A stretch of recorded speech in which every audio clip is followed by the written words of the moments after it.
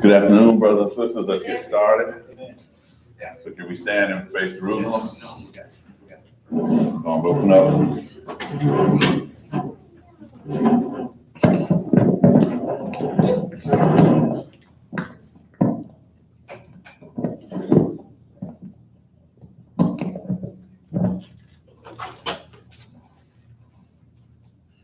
Hear my cry. Hear my cry, O God. O God. Attend unto my prayer. Attend unto my prayer. From the end of the earth From the end of the earth will I cry unto thee. will I cry unto thee. When my heart is overwhelmed, When my heart is overwhelmed, lead me to the rock lead me to the rock that is higher than I. that is higher than I. For thou hast been a shelter for me, Thou hast been a shelter for me, and a strong tower from the enemy. and a strong tower from the enemy. I will abide in thy tabernacle forever. I will abide in thy tabernacle forever. I will trust in the covert of thy wings. I will trust in the cover of thy wings. Selah. Selah. For thou, O God, For thou, O God, hast heard my vows. hast heard my vows. Thou hast given me the inheritance of those that fear thy name. Thou hast given me the inheritance of those that fear thy name. Thou wilt prolong the king's life Thou wilt prolong the king's life and his years as many generations. in years of many generations. He shall abide before God forever. Shall abide before God forever. O prepare mercy and truth, O prepare mercy and truth, which may preserve him. which may preserve him. So will I sing praises unto thy name So will I sing praises unto thy name forever, forever, that I might daily perform my vows. that I might sing before my vows. I just read Psalm 61, 1 through 8, and the blessing of the words, reading in his words, in Jesus' name, amen. Amen. All right, all right. Good afternoon, brothers and sisters here of the Israel of God in Cleveland. Good afternoon. All right. Here we are at another Sabbath day. Yes, sir. Good to stand before you on the Lord's Sabbath day here at the Israel of God in Cleveland. And we're going to talk about a few things here, a few important things that we need to get straight. The name of this lesson today is called, Who is Israel and Why is it important to know? Now, I wrote this lesson because when I was talking with some church people, some Sunday church people, when I mentioned Israel, they kind of push it to the side. They say, well, it doesn't matter who Israel is. All that matters is the church now. Israel doesn't matter. Everybody is Israel. And that's true to a certain extent. But they got to understand who Israel is and why it's important to know, because it's very important to know who Israel is in these days. And we're going to show you why when we look through the scriptures. And so we're going to start this in Acts chapter 7. We're going to start this in Acts chapter 7. Yes. And verse 36. Acts chapter 7 and verse 36. And this is talking about when the Lord brought Israel out of Egypt. When you get there, go ahead and read, brother. He brought them out. After that, he had showed wonders and signs in the land of Egypt and in the Red Sea Yes, sir. and in the wilderness 40 And years. in the wilderness 40 years. This is after they come out. This is that Moses, Uh-huh. which said unto the children of Israel, a prophet shall the Lord your God raise up unto you of your brethren, like unto me, him shall ye hear. And that prophet that he raised up, like unto him, is Jesus. Keep on reading. This is he that was in the church in the wilderness. That was in the church in the wilderness. So when they say that all that matters is the church is, we know that the church was Israel in the wilderness. That's when the church began, when the congregation began, when the nation was formed.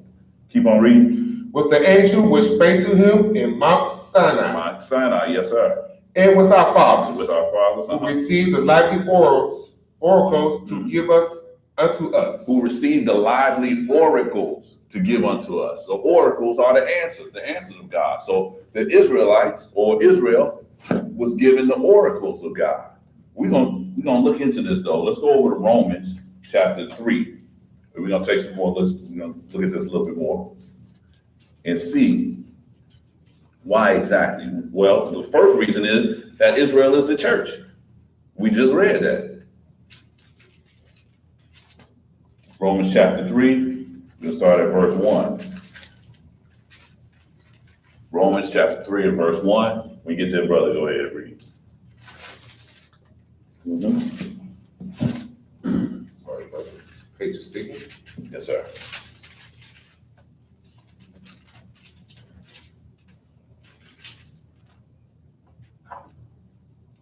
What advantage then have the Jew? What advantage have the Jew or the Israelite? Or what profit is there of circumcision? Or what profit is there of circumcision? Yes, sir. Much every way. Much every way. So, what advantage of the Jew? Paul is saying much every way. Keep on reading. Chiefly, because that unto them were committed the oracles of God. Because unto Israel was committed the answers of God, the oracles of God. So, I don't know about you, but I want to know the answers of God. And if he committed those answers unto Israel, then I need to know who Israel is so that I can find out what the answers are. We're going to go a little further though. Turn over to Romans 9. Because this is important. We've already seen why it's important. First, that Israel is the church. Second, that they were committed the word of God. So they have the word of God. So in order for me to learn the word of God, I'm going to have to go to Israel. Romans chapter 9, we're going to start at verse 1. This is Paul again. When you get there, go ahead. I say the truth in Christ. I lie not. My conscience also bearing me witness in the Holy Ghost. Yes, sir. That I have great heaviness and continuous sorrow in my heart. For I could wish that myself were accursed from Christ for my brethren. For my brethren. My kinsmen according to the flesh. So this is Paul talking about his people according to the flesh. Keep on reading. Who are Israelites. Who are Israelites. So Paul was an Israelite. You know, a lot of these people who read the New Testament think Paul was somebody else or of another nation. No, he was the same nation that Jesus was as the people before him. But keep on reading. To whom pertaineth adoption. To whom pertaineth the adoption. So to Israelites who pertaineth the adoption. And the glory. And the glory. And the covenants. And the covenants. And the giving of the law. And the giving of the law. And the service of God. And the service of God. And the promises. And the promises. So it looks like Israel was given everything. They were given they were the ones who were adopted. Only ones right now, actually, the only nation that's been adopted. They were given the glory. And if you look at the glory, everything is modeled after Israel, the 12 tribes. If you look at the day, 12 hours in the day, 12 hours in the night, 12 months in the year. In the kingdom, there's going to be 12 gates with the name of each of tribe of Israel on them. Okay. They were given the covenants. He's the only one. Israel is the only one who he made a pact with or made a promise to, made a covenant with. And they were given the service of God. So all these things he's given to Israel. Keep on reading. Whose are the fathers? Whose are the fathers? And of whom, as concerning the flesh, Christ came. And whom, concerning the flesh, Christ came. So when Jesus came, he came to talk to Israel, right? He told the disciples, go to the lost sheep of the house of Israel. Yes. He didn't tell them to go to everybody else because Israel has a job, and we're going to learn what that job is. Okay. But right now, we're learning why it's important to know who Israel is. We learned that Israel is the church. We learned that Israel was given the oracles or the answers of God. Amen. Just in the first couple of verses. We learned that they were adopted, that they were given the service to God and the glory and the promises. Okay. All right? Let's flip on over to St. John chapter 4. Now, just for those reasons right there, I would want to know who the Israelites are or who Israel is. Right. Because just for those reasons alone, they have it. St. John chapter 4, we're going to start at verse 5. St. John chapter 4, verse 5. When you get there, brother, go ahead and read. Then cometh he to a city of Samaria. So this is when Jesus is traveling with the disciples, and they came over to Samaria, right? Which is called Sychar, Mm-hmm. near to the parcel of ground that Jacob gave to his son Joseph. Now, Samaria, the Samaritans thought that they were Israelites. Actually, originally, they were. But when Nebuchadnezzar came in and took over the place, he inserted a whole bunch of Gentiles into the land when he took Israel out and carried them away. And so these are Gentiles and other nations who think that they're Israelites, because at that time, when they came into the land, Nebuchadnezzar took them out of the land and then put them in the land. And as they were in the land, things started happening. Lions started attacking the people and stuff like that. And they were like, what's going on? You know? Okay. And they came to Nebuchadnezzar and they said, no, that wasn't Nebuchadnezzar. But they came unto him and said, we don't know the God of this land. Okay. And so we need to learn how to serve him. And he went back and got one of the Levites and brought them back, and he taught them how to serve God. Even though they did serve their other gods, but he taught them the way that they could stay in the land. Right. Mm-hmm. Keep on reading. Let's go. Number 6. Now Jacob's well was there. Jesus, therefore, being wearied with his journey, sat thus on the well. Mm-hmm. And it was about the 6th hour. Uh-huh. There cometh a woman to Samaria to draw water. Mm-hmm. Jesus said unto her, give me drink. So a Samaritan woman came up to Jesus, and he said unto her, give me the drink. Mm-hmm.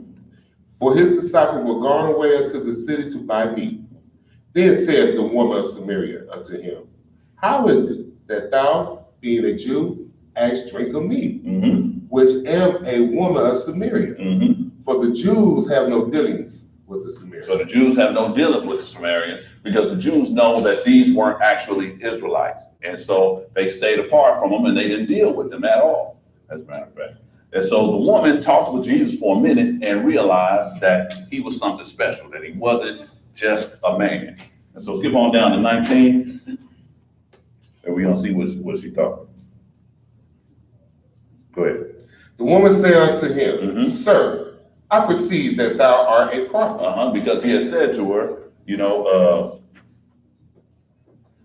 Our fathers worship in this mountain, mhm. and ye say that in Jerusalem is the place where men ought to worship. Jesus said unto her, Woman, believe me, the hour cometh, when ye shall neither in this mountain nor yet at Jerusalem worship the Father. Now she said that our fathers worshiped in this mountain, and they did, but they weren't worshiping the true and living God, But he said there's going to come a time when you won't be worshiping in this mountain. Go ahead. 22. Ye worship ye know not what. You worship, but you know not what. Mm-hmm. We know what we worship. We know what we worship, just what Jesus said. For salvation is of the Jews. For salvation is of the Jews. So he's telling her that salvation is of the Jews. The Jews know what they worship. They know God. As a matter of fact, they were the only people at this time who knew God. They were the only people who dealt with God, and God was the only person that they dealt with. Keep on reading. Oh no, that's it. So let's go on to Exodus, and we're gonna check this out here. So Jesus told the Samaritan woman that salvation is of the Jews. Let's go over to Exodus 19. We're gonna start at verse 1. Exodus 19 and 1.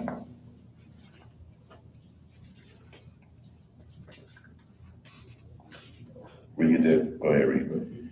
In the third month, Mm-hmm. when the children of Israel were gone forth out of the land of Egypt, Uh-huh. the same day came they into the wilderness of Sinai. Uh-huh. So this is when they were leaving Egypt, and they came into the wilderness of Sinai.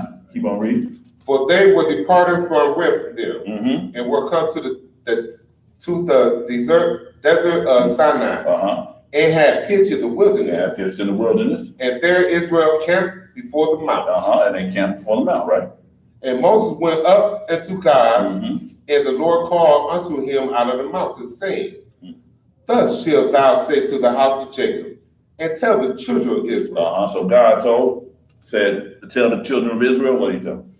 Ye have seen what I did unto the Egyptians, Uh-huh. and how I bare you on eagle's wings, Yes, sir. and brought you unto myself. Brought you unto myself, yes. Now, therefore, if ye will obey my voice indeed, If you will obey my voice, and keep my covenant, keep my covenant, then ye shall be a peculiar treasure unto me above all people. a peculiar treasure to God above all people. For all the earth is mine, Uh-huh. and ye shall be unto me a kingdom of priests. A kingdom of priests. So Israel is a kingdom of priests, right? And a holy nation. A holy nation. Uh-huh. These are the words which thou shalt. These are the words which thou shalt speak unto the children of Israel. Uh-huh. So he called Israel a kingdom of priests. Now, priests unto who? We know that it's priests unto the rest of the sons of Adam. But he called them a holy nation. So we found out that Israel is the church, started in the wilderness, that they were adopted by God, Yes. that they were given the service of God, that they were given the glory, that they were given the answers of God, and that they are a kingdom of priests. Now, these are all reasons why we should know, because these are important reasons. And Jesus told us that salvation is of the Jews. Right. And we know that because they were given the word of God. So, and the word of God is for salvation. And so we know that salvation is of the Jews. Let's flip on over to Deuteronomy, man, and keep on reading. Because we're going to make this clear why it's important. We already know why it's important just from those few scriptures that we read, but we're going to take this. We're going to go to chapter 4, Deuteronomy 4, and we're going to start at verse 1. Deuteronomy 4 and verse 1. When you get there, brother, go ahead and read. Now therefore hearken, O Israel, Uh-huh. unto the statutes and unto the judgments which I teach you. Uh-huh. For to do them, that ye may live, and go in and possess the land which the Lord God of your fathers giveth you. Uh-huh. So he said, hearken, O Israel, unto the statutes and the judgments which I teach you, so that you can go in, so that you can live and go into the land where the Lord God has given you. Keep on reading. Ye shall not add unto the word which I command you, Don't add unto it. neither shall ye diminish aught from it, Don't take anything from it. that ye may keep the commandments of the Lord your God, which I command you. Keep the commandments. Okay, keep on. Your eyes have seen what the Lord did because of Baal Peor. Mm-hmm. For all the men that follow Baal Peor, the Lord thy God hath destroyed them from among you. Yes, sir. But ye that did cleave unto the Lord your God are alive, every one of you this day. So everyone who followed the Lord is alive unto this day.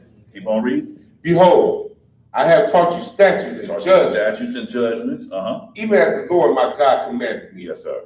that ye should do so in the land whether ye go to possess. So you can do it in the land where you're going to possess, right? Come on. Keep therefore and do them, for this is your wisdom and your understanding in the sight of the nation. So he said these commandments and these statutes that he gave them, this is your wisdom and your knowledge in the sight of the nation. So when, keep on reading. Which shall hear all these statutes and say, and they would say what? surely this great nation is wise and understanding. So he says that when the nations around about see the people keeping the Lord God's commandments and statutes, they're going to say, oh my God, look at this nation. This is a great nation because they have all these statutes and this wisdom, right? Go ahead. Keep on. For what nation is there so great, Mm-hmm. who have God so nigh unto them? So what nation has God so near to them? As the Lord our God is in all things that we call upon him for. He's there for us when we call upon him, when they call upon him. And what nation is there so great that have statutes and judgments so righteous as all this law, which I set before you this day? There is no nation so righteous. Only take heed to yourself and keep thy soul diligent, lest thou forget the things that which thy eyes have seen, and lest they depart from the heart of all the days of thy life. Yes, sir. But teach them thy sons and thy sons' sons. Yes, sir. Teach them. We'll skip on down to 33. Did ever people hear the voice of God speaking out of the midst of the fire? As those has heard and lived. He said, did people ever hear the voice of God speaking out of the midst of the fire, as thou hast and heard it and lived? Or have God a say to go and take him, a nation from the midst of other nations, by temptations, by signs, and by wonders, and by war, and by mighty hand, and by a stretched out arm, yes, sir, and by great terrors, according to all that the Lord your God did for you in Egypt before your eyes? Yes, sir. So has God went and took another nation from among another nation, because he took the Israel out from among Egypt and made him his nation, and took them out by signs and wonders, right? Keep on reading. 35. Unto thee it was shown that thou mightest know that the Lord, he is God. There is none else beside So he did that to show them that there is no other God but the God of creation. Out of heaven he made thee to hear his voice, that he might instruct thee. And upon earth he showed thee his great fire. Yes, sir. And thou heardest his words out of the midst of the fire. So he spoke directly to Israel.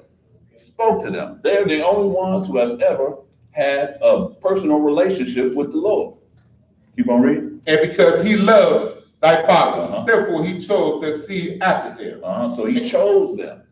And brought thee out of his sight with his mighty power out of Egypt. Yes, sir. Yes, sir. So he chose them. And he chose them for a reason. We're going to find out what that is. Let's go over to Amos. Amos 2.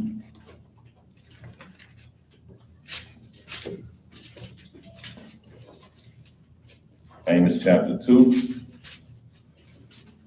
And we're going to start at verse 6. Amos chapter 2 and verse 6. Amos 2 and 6. When you get this, brother, go ahead. Thus saith the Lord. Thus saith the Lord. For 3 transgressions of Israel, and for 4, I will not turn away the punishment thereof. He's not going to turn away his punishment from Israel because they sold the righteousness for silver, and the poor for a pair of shoes. Because they did against his commandments, which he commanded them to do. But he's only doing that because he knows them.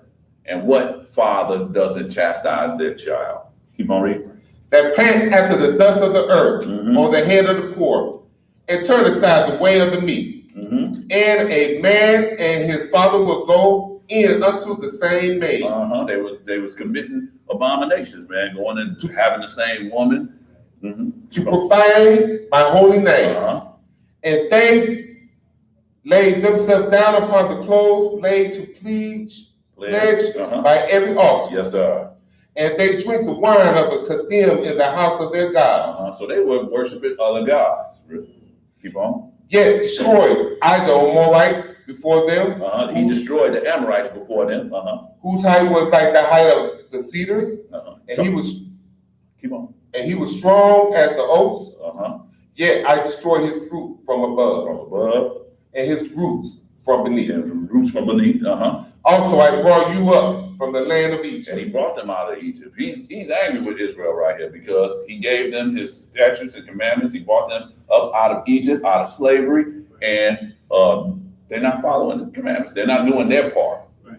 So keep on reading. And led you 40 years through the wilderness to possess the land of the Amorite. The Amorites, yes, sir. And I raised up of your sons for prophets. And he raised up of their sons for prophets, not of raised up of their sons to be among prophets. The only prophets are raised up from among Israel. Right. Keep on reading. And of your young men for And Nazarites. of your young man for Nazarites. Is it not even thus, O ye children of Israel? Yes, sir. Saith the Lord. Yes, sir. But ye gave the Nazarites wine to drink, and commanded the prophets, saying, prophesy not. Yes, they did that. But what I wanted to show was that he raised up Israel for prophets. So that is another reason why it's important to know who Israel is, because they are the prophets. And the Lord gave them the word. So we're going to have to find out who they are in order for us to know what the Lord needs us to do in order for us to gain salvation. Flip over to Amos 3. And we're going to start at 1. Go ahead. Hear this word that the Lord has spoken against you, O children of Israel. Oh, yes, he's angry with us. Against the whole family which I brought you up from the land of Egypt, say, you only have I known of all the family of the earth. You only have I known. So the Lord has only known Israel. Therefore, I will punish you for all your iniquities. Therefore, he's going to punish Israel for all their iniquities. That's just like a father does. You know, I wouldn't go and spank Brother Derrick's kid, you know, and punish Brother Derrick's kid. You know, I'm going to do that to my own child, you know. Let's flip on, let's go down to 7.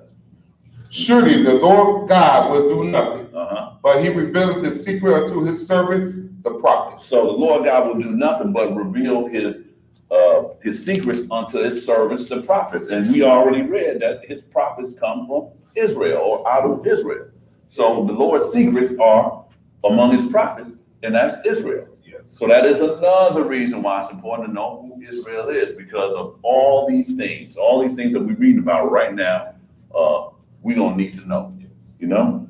So let's go on to Exodus. So we'll go back to Exodus. And let's read about when Israel was coming out of Egypt. Exodus 4. Exodus 4. And we're going to start at verse 21.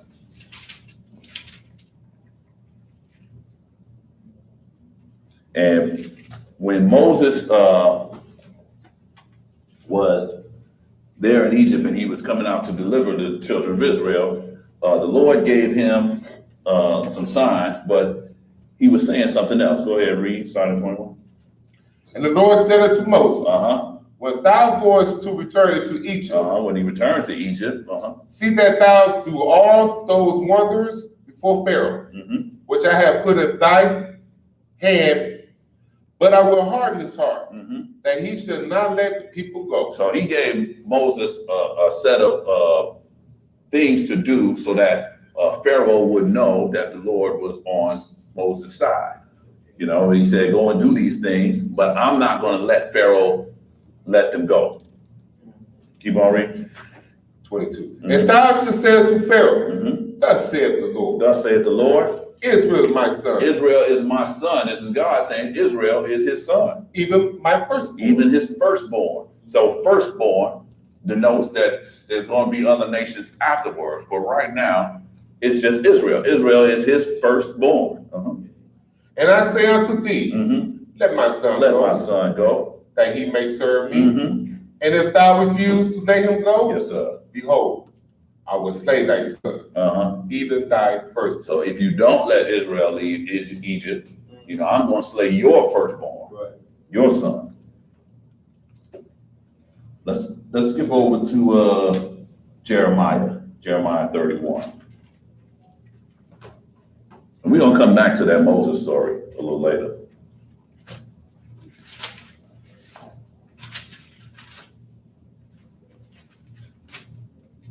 Because this is important.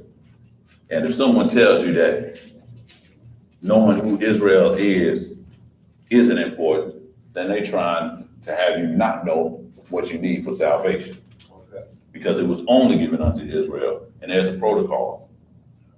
Jeremiah 31, we're going to start at verse 1. There, go ahead. At the same time, Mhm. saith the Lord, will I be the God of all the families of Israel, and they shall be my people. He is the God of all families of Israel. Thus saith the Lord, Mhm. the people which were left of the sword found grace in the wilderness, even Israel. When I went to cause him to rest. So he's talking about when he brought them out of Egypt again. The Lord hath appeared of old unto me, saying, yea, I have loved thee with an everlasting love. He loves Israel with an everlasting love. Therefore, with loving kindness have I drawn thee. Again, I will build thee, and thou shalt be built. O Virgin of Israel, thou shalt again be adorned with thy tabernacles, and shall go forth in the dances of them that make merry. So the Lord says he's going to build Israel again, you know. And he shall be adorned with thy tabrets, and shall go forth in the dances of them that make merry. Skip on down to verse 7. For thus saith the Lord, sing with gladness for Jacob. Sing with gladness for Jacob, whose name is Israel.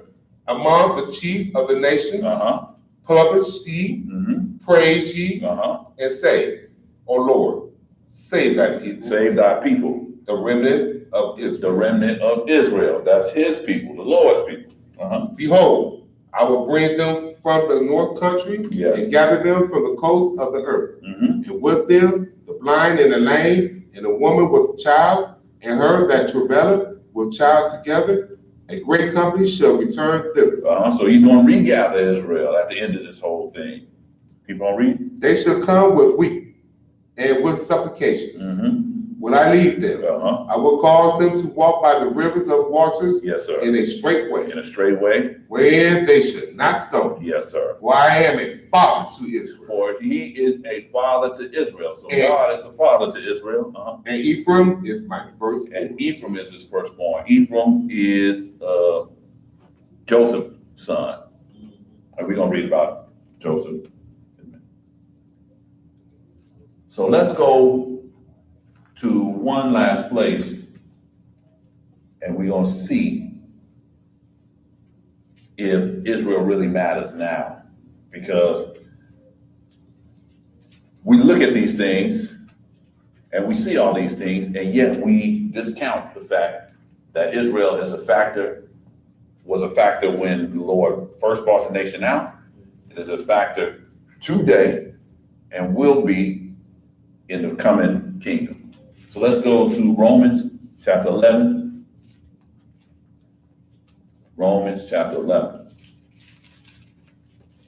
And you can go all around the book from the front to the back, and Israel is all over there from the front to the back.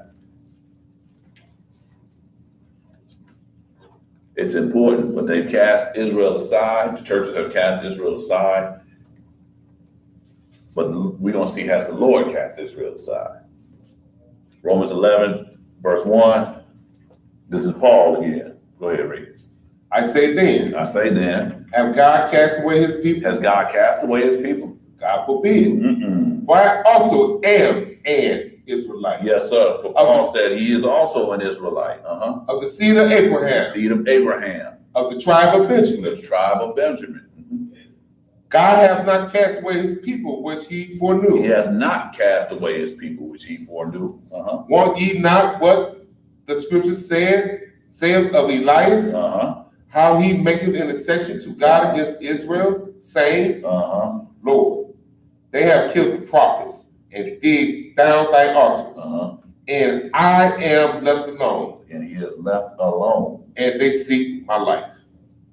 And they see his life. Now we're going to read this later on because there's some more to this that we're going to read. But physical Israel was adopted, was given the word or the oracles of God. They are the church that started in the wilderness when they came out of Egypt. They are a nation of priests. To who? That's to the rest of the sons of Adam. Is the Lord's firstborn. They were given the promises, and they were supposed to let other nations see the laws and the statutes that the Lord gave them, so that the other nations would see that the God of Israel is the God that they're supposed to be following. And they were supposed to let other nations see the wisdom of God. So when we see all of these things, we see that it is imperative or it is necessary to know who Israel is because Israel has everything. Yes. He didn't talk to any other nations. He didn't deal with any other nations. He didn't make any promises with any other nations. He hasn't adopted any other nations. Right. So we need to find out who these people are so that we can get with them so that we will know who the God of creation is going to bless, Amen. how the God of creation is going to bless, what we need to do to get that blessing. Yes. You know? So we're going to take it on back and we're going to see who the people are here, the players on the earth and the players in this whole thing in the Bible so that we can check it out. So let's go back to Genesis. We're going to start in the beginning. Genesis chapter 10.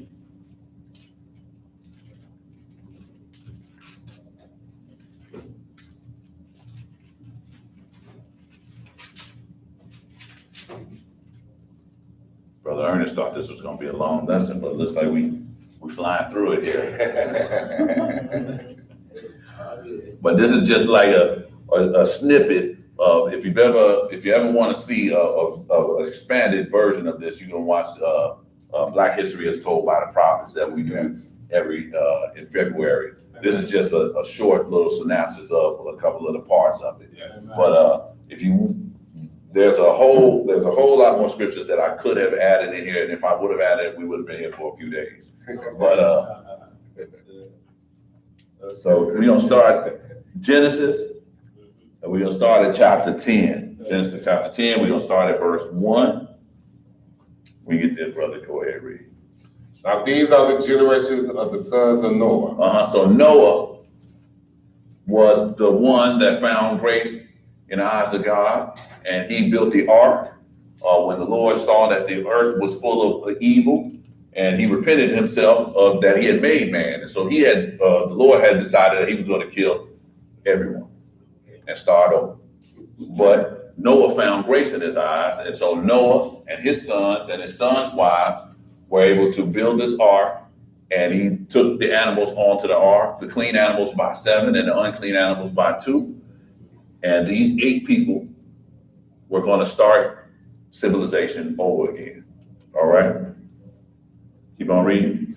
Shem, Ham, and Japheth. These are Noah's sons. These 3 people, these 3 men populated the whole earth. If you don't come out of one of these 3 guys, then you don't live here.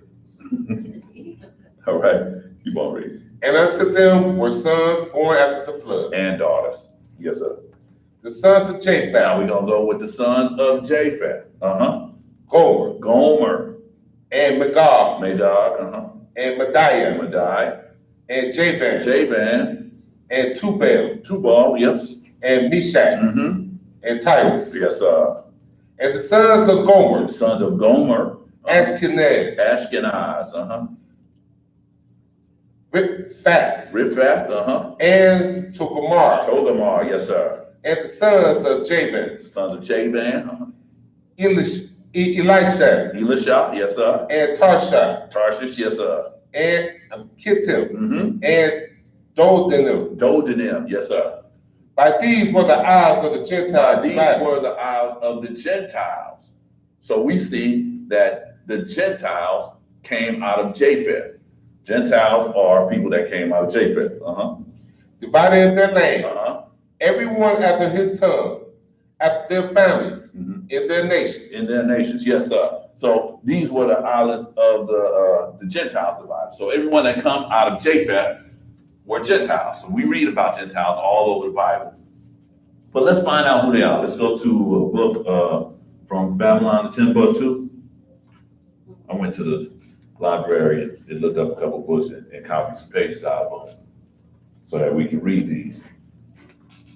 So this is from Babylon to Timbuktu, page 19. Read that highlighted portion. After Noah's ark rested on Mount Ararat, and the dispersal of the children of men at the Tower of Babel, Japheth's son descendants traveled west, north, and northeast of the mountain of Ararat. So they traveled north to northeast and west. And the Caucasus Mountains. In the Caucasus Mountains. We've heard of the Caucasus Mountains before, right? Keep on reading.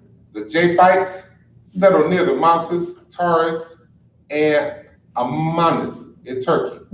Turkey. We know Turkey is that. They journeyed to the river Tanais in southeast Russia. Southeast Russia. And along Europe to Gadiz, Spain. Spain. That's what Cadiz. Yes, Cadiz. Okay, Cadiz. Spain, right? So we're hearing Turkey, we're hearing Russia, we're hearing along Europe, right? And Yes. Spain. These are all European countries, right? These are the children of Japheth. Keep on reading. Gomer was the ancestor of the first Gimerians. Gomer. We read about Gomer just. And of the later Gimbri, including other offshoots of the Celtic family. Of the Celtic family. So we know the Celtics are Irish kind of people. People. And of the present day Gaels of Ireland, Scotland, and the Hebrides Islands. Yes, sir. These Gimerians were described by Homer the Greek. Okay. Keep on reading. Go to the next page. The second son of Japheth was Magog. Magog. We read about him. The father of the Magogos. The Gagites. Yes. Gagites. Flavius. Josephus. Flavius Josephus was a Jewish writer from back in antiquity times. Keep on reading. Josephus said that the Greeks called these people Scythians. Yeah, Scythians, I think. Keep on. Yeah. The Scythians included all the Warrior tribes who dwelt mostly near the north of the Black and Caspian Seas. They dwell north of the Black and the Caspian Seas. If you look on any map, what's north of the Caspian Sea is like Romania, the Ukraine, Poland, and Russia, Kazakhstan, all those European countries, right? Okay. The third son of Japheth was Madiah. Madiah. The father of the Medes. The Medes. The Medes. Yes, sir. They were located at the southern part of the Caspian Sea. The Caspian Sea, yes. And they later united with the Persians to form one race. One race, the Medo-Persians. And we read about them later on in the Bible. But they have a significant part in prophecy too, the Medo-Persians. Okay. From Javan. From Javan. We read the fourth son of Japheth. Came the Ionians. And all the Greeks. The Ionians and all the Greeks, yes, sir. Meshes. And Tubal. Tubal. Are nations of the north. Are nations of the north, yes, sir. They were the inhabitants of territory between the Caspians and Aegean Seas, which is Georgia and southern Russia. This is Russia. So we are still talking about the areas over in Russia, Asia, and Europe, right? The last son of Japheth was Tyrus, the father or ancestor of the Thracians. Thracians, yes, sir. This land, Thrace, was situated north of Turkey. North of Turkey, Asia Minor, and northeast of Greece. In Greece, yes, sir. Japheth's grandson, Ashkenaz. Now, we look over in Europe now, and the people who say that they're Jews now, they have two main kind of Jews. They have the Ashkenazi Jews and the Sephardi Jews. Now, the Sephardi Jews are mostly from Spain, which we read about in here. So these are Gentiles also from Japheth. And Ashkenaz is what? Formed the Germanic race. Formed the Germanic race, so Germany. So the Ashkenazi are Germans. So here we have people that's over in the land that's either call themselves Ashkenazi Jews or Sephardi Jews. And both Sephard and Ashkenaz were Gentiles. So these are the Gentiles or what we simply call the white race, or white people of the world. All right? We finish that? No. In the Hebrew language, the word means German. The word means German, right, Ashkenaz. Yes, sir. Let's read one more thing. Let's read from, this is a book called the descendants of Adam. And this is page 11.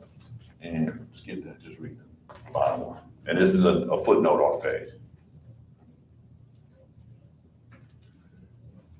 Yes, go ahead. Notes for Japheth. Notes for Japheth. Japheth's clan was also known as the Japhethites. Descendants of Japheth went north and settled around the coastlands of the Black and Caspian Sea. Black and Caspian Sea, that's what we were talking about. They became the ancestries of the Medes and Greeks. Medes and Greeks, yes, sir. As well as the Caucasian race of Europe and Asia. Yes, sir. So we just wanted to show who Japheth's ancestors are, and his descendants are, and his descendants are the Caucasian race, or simply what we call white people of the world. We only use the word black and white for the sake of not knowing the nations from where people come and stuff like that. So we see that the Japheth ancestors went north and they settled the Europeans.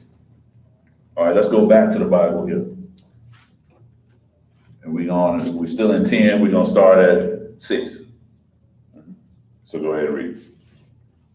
And the sons of Ham. And the sons of Ham, this is another son of Noah. Cush, which is Ethiopia, right? And Mizraim. And Mizraim, which is Egypt. And Put. And Put. And Canaan. And Canaan, yes, sir. And the sons of Cush. Seba. And Havilah. And Sapta. And Ramah. And Sabticha. Yes, sir. And the sons of Ramah, Sheba, and Dedan. And Cush begat Nimrod. And Cush, which is Ethiopia, begat Nimrod. So we see Nimrod, which is widely known as the father of paganism, came out of Ethiopia. All right, keep on reading. And he began to be a mighty one in the earth. He was a mighty hunter before the Lord. Wherefore it said, even as Nimrod, the mighty hunter before the Lord. Yes, sir. And the beginning of his kingdom was Babel. So Babylon, the original Babylon, was built by Nimrod, right? All right, keep on reading. And Evrich, and Akkad, and Calneh, in the land of Shinar. So Shinar, the land of Shinar, came out of from Nimrod, which is out of Ethiopia. All right. Out of that land went forth Asher and builded Nineveh. Nineveh. So we know the ancient city of Nineveh came from the Ethiopians, right? Keep on reading. And the city Rehoboth and Calah. And residence between Nineveh and Calah, the same is a great city. The same is a great city. 13. And Mizraim, which is Egypt, begat Ludim, and Anaim, and Lehabim, yes, sir, and Naftahim, yes, sir, and Pathrusim, and Kislev, out of whom came Philistine. So out of Egypt came the Philistines. We know the Philistines, right? The Philistines, Goliath was a Philistine, right? That's the guy who fought David, right? Yes. So they came out of Egypt. Now these are all black nations or dark-skinned nations. We see Ethiopia, Egypt, Canaan, Babel, Shinar, Nineveh. These are all black. Skip on down to 20. We ain't finished. Oh, we ain't finished. Go ahead. And Caphtorim. Okay. These are the sons of Ham, after their families, after their tongues, in their countries, in their countries, and in their nations. So we see that the descendants of Ham, they went south and they made the black countries or African countries like that. So we're gonna read an excerpt out of the Zondervan's Compact Bible Dictionary, and we're gonna read the definition of Ham out of the Zondervan's Bible Dictionary. Okay, just read the Zondervan. Ham, the youngest son of Noah, born probably about 96 years before the flood. Yes, sir. And one of 8 persons to live through the flood. Yes, sir. He was one of the 8 who was on the ark. He became the progenitor of the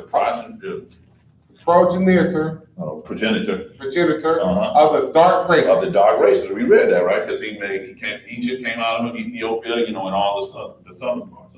Not the Negroes. Not the Negroes. Right. Now this is the Zondervan Bible Dictionary. So he's saying that the Ham, out of Ham came the dark races, but not the Negroes. So if we are taught that we were from Africa and that we were out of Egypt, but Zondervan knows that we're not from that. Right. Go ahead, you want to read. But the Egyptians, The Egyptians, Ethiopians, Libyans, and Canaanites. and the Canaanites. So these are all black races. So we know from reading this that the Negroes and Ham's children looked the same or had the same skin color, Right. but they weren't the same people. Right. So let's go back to the Bible, and we're going to continue in Genesis. And let's continue at verse 22. 10:22. Yes, sir.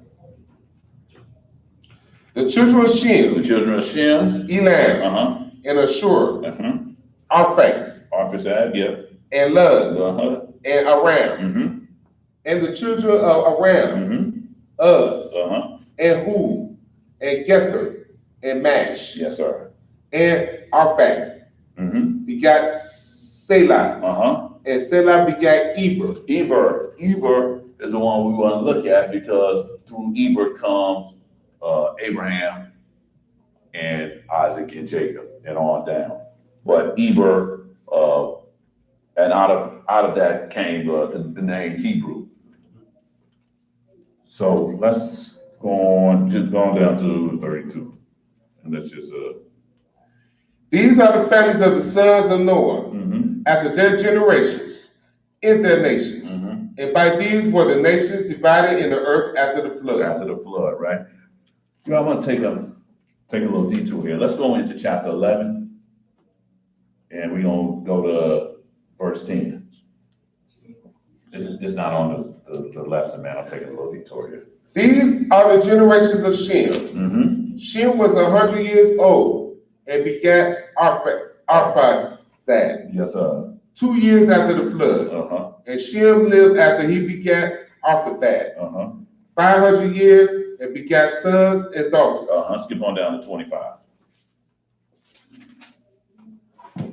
And Nahor lived after these, he begat Terah in 119 years and begat sons and daughters. And Terah lived 70 years 70 years. and begat Abram, Nahor, and Haran. and Haran. Now these are the generations of Terah. Terah begat Let's Abram. skip on down to 31. And Terah took Abram, his son, and Lot, the son of Haran, his son's son. And Sarah, his daughter-in-law, his son Abram's wife. Sarai. And they went forth with them from Ur of the Chaldees to go into the land of Canaan. So they went into the land of Canaan. So they went to live among people who looked like them, because the Canaanites are of Ham, and the Shemites, look like them. And so they went and lived over there. All right. So go on into 12 and start at verse 1. Now the Lord had said unto Abram, Get thee out of the country, and from thy kindred, and from thy father's house, unto a land that I will show thee. So he told Abram to leave his father and get out of his house, because we learned later on in the book that they were worshiping false idols and false gods, and so he told him to get out of there because he had something special for Abram. Right. Go on, Avery. And I will make of thee a great nation. Make a great nation. And I will bless thee. Bless thee. And make thy name great. And thou shalt be a blessing. Yes, sir. And I will bless them that bless thee. He will bless them that bless him. And curse them that curses thee. Curse them that curse him. And in thee shall all families of the earth be blessed. Shall only the Israelites be blessed? No. All families of the earth shall be blessed through him, through Abraham. All right. Skip over to 14. Chapter 14.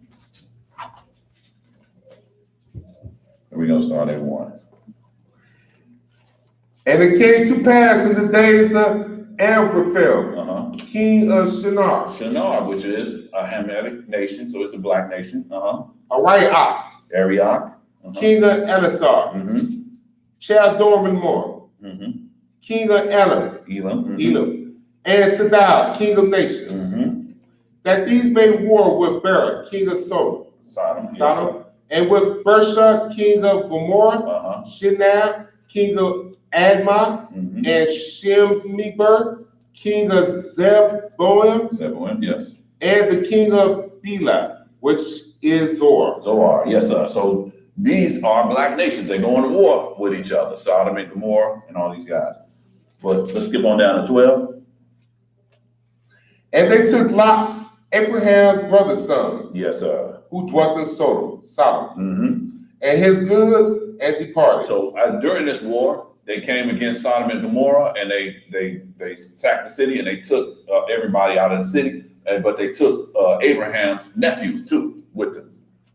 Okay, read 13. And there came one that had escaped. And so somebody had escaped when they came and they took everybody. And told Abram, the Hebrew. The Hebrew. So this is the first time that they mentioned the word Hebrew in there, and Hebrew means to go over. But they had called Abraham's ancestors that because they had come across the sea. And so it means to go over. But this is the first time that they mention Hebrew. So we see Abraham the Hebrew. Go ahead. For he dwelt in the plain of Mamre, the Amorite, brother of Ishko, and brother of Aner. And these were confederate with Abram. So he had some help. And he went and actually rescued Lot, but that's not what I was after. What I was after was that Abram was called the Hebrew. All right, so let's skip on to 17 and start at 1. Chapter 17. And when Abram was 90 years old and 9. So when Abram was 99, the Lord appeared to Abram. Yes, sir. And said unto him, I am the Almighty God. Walk before me. And be thou perfect. And be thou perfect. We talked about being perfect in a previous class. Go ahead and read. And I will make my covenant between me and thee. And will multiply thee exceedingly. Yes, and he will multiply thee exceedingly. And Abram fell on his face. Yes, sir. And God talked with him. Yes, sir. Saying, as for me, behold, my covenant is with thee, and thou shalt be a father of many nations. Thou shalt be a father of the Israelites only. No, many nations. Yes, sir. Neither should my name anymore be called Abram, but thy name should be called Abraham. For a father of many nations. For a father of many have I made thee. Yes, sir. So God makes a covenant with Abram, changes his name to Abraham as the father of many covenants, and out of Abram comes Ishmael, his firstborn that he had with Hagar, the Egyptian handmaid, which is the progenitor of the Arabs. And he also had Isaac, who the promise was coming through. So he made a promise with Abraham. The Lord made a promise with Abraham. The Lord made a promise with his son, Isaac, and with Isaac's son, Jacob. But also out of Abraham came Midian. And we're going to talk about Midian a little later, but that was one of Abraham's children too. And Jacob and Esau came out of it. So let's go to Genesis 37. And we're going to start to see the formation of the nation that became the Lord's firstborn. Genesis 37. And so Jacob went on to steal, I put that in quotes, he went on to steal the blessing from Esau, which he didn't really, Esau really sold it to him. And he went on and he had some children. And he had 12 sons and a daughter. And he dwelt in the land. Well, we're going to read where he dwelt at. So let's read 37, and we're going to start at verse 1. Go ahead. And Jacob dwelt in the land wherein his father was a stranger, in the land of Canaan. So Jacob was living in Canaan, which we know is a Hamitic or a Ham, descendant of Ham's people. So he's living in the dark race country. But prior to that, Jacob, when Jacob got the promise from God, God changed Jacob's name to Israel. And we didn't read that. We probably should have read that, but we don't go on with it. And so Jacob got his name changed to Israel. So keep on reading. These are the generations of Jacob. Joseph, being 17 years old, was feeding the flock with his brother. Yes, sir. And the lad was with the sons of Bilhah, and with the sons of Zippah, his father's wife. And Joseph brought unto his father their evil report. Now Israel loved Joseph more than all his children, because he was the son of his old age, and he made him a coat of many colors. So Joseph brought unto his father an evil report about his brothers. So basically, he was a snitch. He was a tattletale, and he told on his brothers all the time. And so they didn't like him too much. Keep on reading. Number 4. And when his brothers saw that their father loved him more than all his brothers, they hated him and could not speak peacefully. They couldn't even be cordial to their own little brother because they hated him because he loved Joseph more than he loved the other sons, you know. And that just shows you how being partial with your children, it actually damaged them, you know, and have them, you know, warring against each other, you know. I gotta admit that I've had a favorite child. As a matter of fact, every one of my children, at one point or another, was my favorite child, you know, so I gave them all a favorite child. Yes, sir. Yes, sir. Okay, so let's keep on reading to read by. And Joseph dreamed a dream. Joseph dreamed a dream. And he told it his brother. Yes, so he told it to his brother. And they hated him yet the more. And they hated him more. And the dream was that he said they were binding sheaves, and they were all out there binding sheaves, and his sheaves stood up, and their sheaves bowed down to him. And so they was like, what, we gonna be your servants or something like that? And so after that, he dreamed actually another dream. And well, let's read that dream. Let's get down to 9. Go ahead. And he dreamed yet another dream. And told it his brother. Yes, sir. And said, behold, I have a dream, I dream more. He dreamed a dream more. And behold, the sun and the moon and the 11 stars made obeisance to me. Right. So the sun and the moon and 11 stars made obeisance to me. The sun represented Jacob, and the moon represented their mother, and the 11 stars represented his brothers. And they said they bowed down to him. Go ahead, read. And he told it to his father. Told it to his father. And to his brother. And his father rebuked him. And his father rebuked him. And said unto him, what is this dream that thou hast dreamed? Shall I and thy mother and thy brother indeed come to bow down ourselves to thee to the earth? So he knew what the dream meant right away. He said, are we going to bow down to you in the earth? And his brother envied him. And his brothers envied him. But his father observed the same. And his brother went to feed their father's flock in Shechem. So his brothers went and took the flock out to Shechem to feed them, you know. And they envied Joseph. But his father took it to heart, what he said about the dream. Keep on reading. And Israel said unto Joseph, do not thy brother feed the flock of Shechem? Come, and I will send thee unto them. Yes, sir. And he said to him, here am I.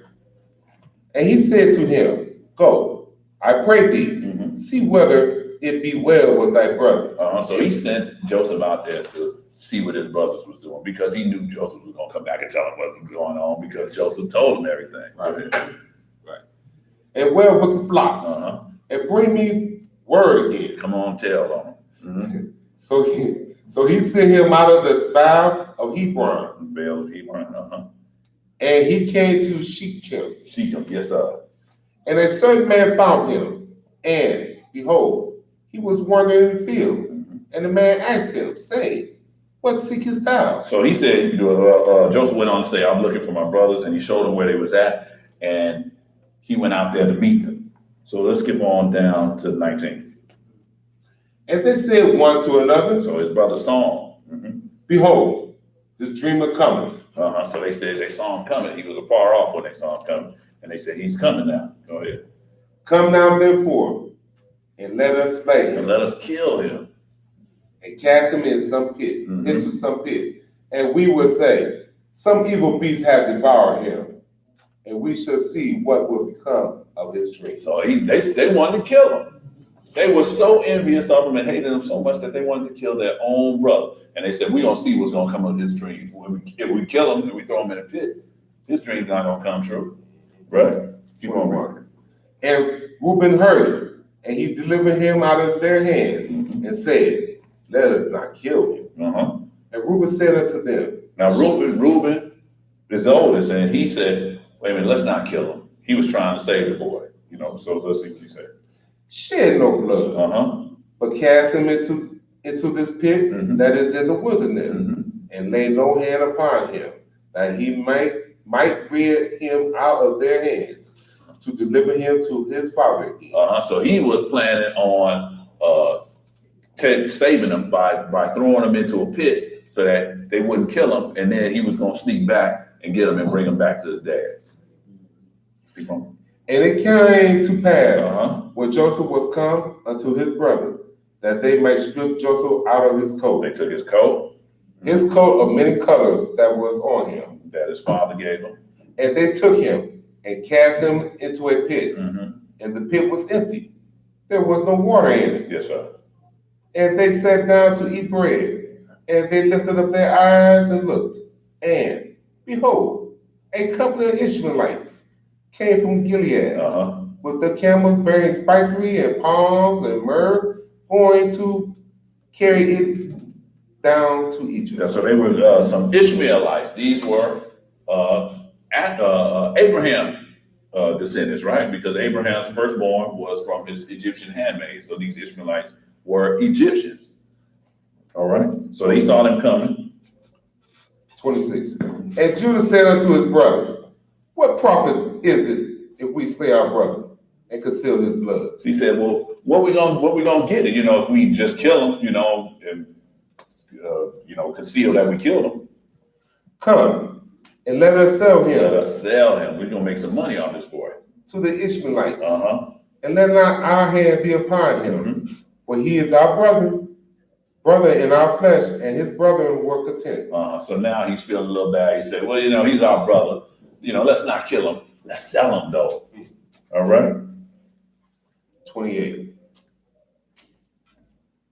Yes. Then there passed by the Midianites. Midianites, these were another one of Abraham's kids. Merchantmen. And they drew and lifted up Joseph out of the pit, and sold Joseph to the Ishmaelites, for 20 pieces of silver. And they brought Joseph into Egypt. So here we go. Joseph goes into Egypt as a captive, and he gets there, and he goes through a whole bunch of trials and tribulations, and the Lord delivers him out of all the trials and tribulations that he had. We're gonna read. Let's start at 38. Let's go in 38. Just start right there at 1. Go ahead. And it came to pass at that time that Judah went down from his brethren. Now this is just a U-turn. Before we get back to the Joseph story, I just want to show you something right here. And turned into a certain Adulamite, whose name was Harah. And Judah saw there a daughter of a certain Canaanite. So Judah, who was an Israelite, saw a certain daughter of the Canaanite. We know the Canaanites were from Ham. They were dark. Whose name was Shua. And And he took her and went in unto her. And she She conceived conceived. and bare a son. And he called his name So he took a Canaanite wife. Judah, one of the Israelites, took a Canaanite wife. So he took a black woman to be his wife. I say black just for the sake of saying what color the skin is. All right? Keep on reading. Number 4. And she conceived again and bare a son. And she called his name Onan. Onan. And she yet again conceived and bare a son. And called his name Shelah. And he was at Chisel when she bare him. Yes, sir. And Judah took a wife for his firstborn, whose name was Tamar. So Judah took another Canaanite woman as his son's wife. So we see where the Israelites are getting, well, at least Judah, where he's getting his wife from among the Canaanites, these black people, right? So let's go on into, okay, so Joseph, we get back to Joseph, and Joseph goes through a whole bunch of trials and tribulations, and the Lord is with him. And finally, he rises up to be second in command in Egypt. So he's living there among these Egyptians. Let's go to Genesis 41.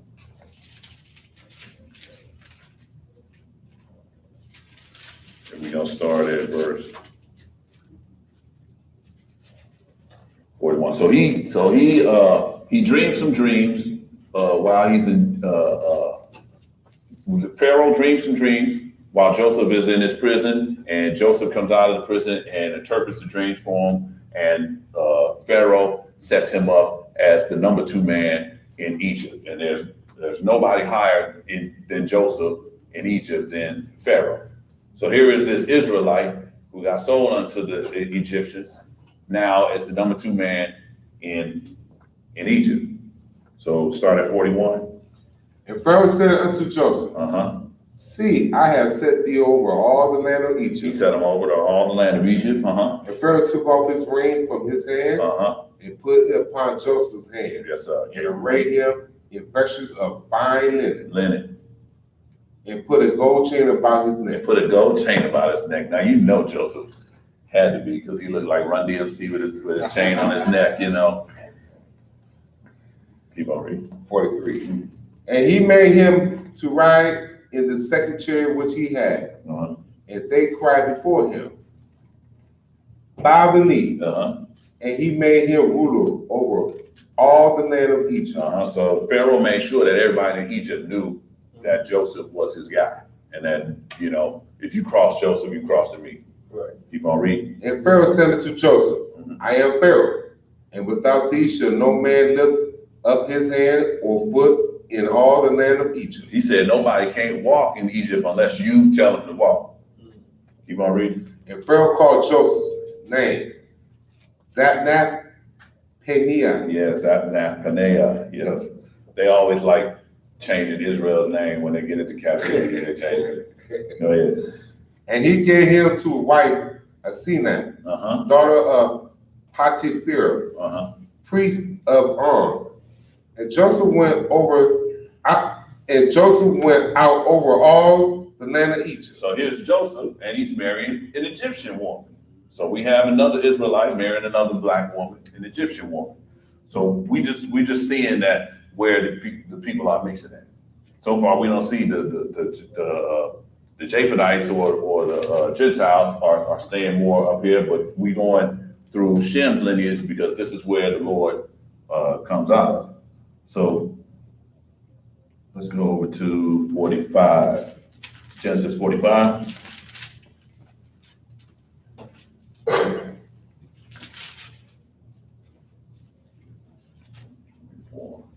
45 and 24. So during this time, because Joseph had interpreted the dreams, he saved Egypt. He told them that there's going to be a famine in the land and that they should save part of the food for the time of the famine. And so he did that. And then all the world came to buy food from Egypt. And Egypt became a rich country, a rich nation because of what Joseph did. And so during that time, this is many, many years later, his brothers come from Canaan, where they were at, to buy food because there was a famine in the land. And so during that time, Joseph recognizes them, but they don't recognize him. Now, why don't they recognize Joseph? Because he looked just like the Egyptians. So we see that Joseph, the Israelite, had to look like the Egyptians if his brothers didn't know who he was, you know? And so he put them through a whole bunch of changes for selling them into slavery, but eventually he reveals himself to them. And then this is what happened. So let's start at 45 and we go to verse 24. So he sent his brethren away, and they departed. And he said unto them, see that ye fall now out by the way. And they went up out of Egypt and came into the land of Canaan. Unto Jacob their father. So he sent them back home to their father because he hadn't seen him for many, many years. He had grown up in Egypt. You know, he was 17 when he left out of there, you know, and he was a grown man by that time now. And he hadn't seen his father. So he said, you know, is dad still alive? And they said, yeah. So he said, go back and get him and bring everybody over here. Keep on reading. 26. And told him, saying, Joseph is yet alive, and he is governor over all the land of Egypt. So they came back and told dad, they was like, Joseph, man, he's still alive and he's rich, man. Come on. And Jacob's heart fainted, for he believed them not. So he didn't believe it. He, you know, it had been so long without a son, he didn't believe it. And they told him all the words of Joseph, which he had said unto them. And when he saw the wagons which Joseph had sent to carry him, the spirit of Jacob, their father, revived. So Joseph had sent limousines and stuff to pick up Jacob, you know, from back where he was at, you know. So when he saw the limos coming up, he was like, oh, maybe this is it. So he revived, and what happened to him? And Israel said, it is enough. Joseph, my son, is yet alive. And I will go and see him before I die. And he will go and see him, So we go right into chapter 46 and start at verse 1. And Israel took his journey with all that he had, and came to Beersheba, and offered sacrifices unto the God of his father Isaac. And God spake unto Israel in the vision of the night, and said, Jacob, Jacob. And he said, here am I. So God spoke to Israel and said, and called him, and he said, here am I. And what did he say? And he said, I am God, the God of thy fathers. Fear not to go down into Egypt, for I will there make thee a great nation. So he said, fear not, go down into Egypt, because I'm going to make you a great nation. So here is where the start of the nation of Israel is coming to. So he has 12 sons now. Judah married Canaanite women. Joseph has married Egyptian women here. And so they go. Skip down to 26. All the souls that came with Jacob into Egypt, which came out of his loins, besides Jacob's, his sons, wives, all the souls were 66. 66. So there were 66 people that came out of Jacob's loins that came with him to Egypt, right? 66 people. Keep on. And the sons of Joseph, which were born him in Egypt. The sons of Joseph, which were born in Egypt, which we didn't see about, but it's Ephraim and Manasseh. So that's 66, and then Joseph makes 67, and then his two sons make 68 and 69. Go ahead. With two souls, all the souls of the house of Jacob, which came into Egypt, were 10. 10, that's 70. So Joseph and his sons made 69, and then his daughter Dinah, which we didn't talk about, made 70. So these are 70 people who came out of Jacob's loins, or Israel's loins, came into Egypt, right? Yes. So where did if he brought these 70 people into Egypt, where did they get their wives from? Yes, they got them from Egypt. So we're going to move on. We're going to move over to Genesis 50.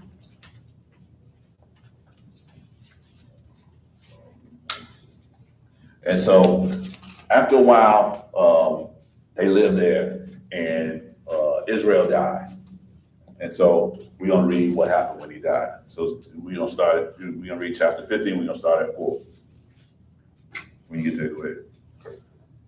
And when the days of his mourning were past, So he was mourning his dad. Joseph spake unto the house of Pharaoh, saying, If now I have found grace in your eyes, speak, I pray you, in the ears of Pharaoh, saying, My father made me swear, saying, Lo, I die. I die.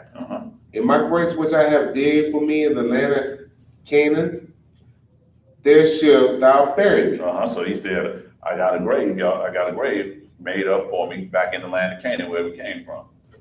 Now therefore, let me go up, I pray thee, and bury my father, and I will come again. And Pharaoh said, Go up and bury thy father, according as he made thee swear. Keep on reading. Good. And Joseph went up to bury his father, and with him went up all the servants of Pharaoh. So all the servants of Pharaoh. So these are Egyptians that's coming with Joseph to go and bury his father back in Canaan. The elders of his house, and all the elders of the land of Egypt. All right. And all the house of Joseph, and his brethren, and his father's house. Only their little ones, and their flocks, and their herds, they left in the land of Goshen. So mostly the women and children stayed behind, but all of Joseph's household came, and then his brothers. So the 12 tribes, the 12 brothers, and then their wives, and whoever else was part of their family, they all went down into Canaan. All right. Number 9. And there went up with him both chariots and horsemen, and it was a very great company. So he had everything. This was a grand funeral that he was throwing for his dad, bringing it back. And they came to the threshing floor of Atad, which is beyond Jordan, and there they mourned with a great and very sore lamentation. And he made a mourning for his father 7 days. So he mourned there for 7 days. And when the inhabitants of the land, the Canaanites, saw the mourning in the floor of Atad, they said, This is a grievous mourning to the Egyptians. So we see that the Canaanites saw all this big train of horses and chariots and stuff and coming, and they see these people arrayed in great robes and stuff like that. And they said, wow, this is a funeral. This is a great funeral for the Egyptians.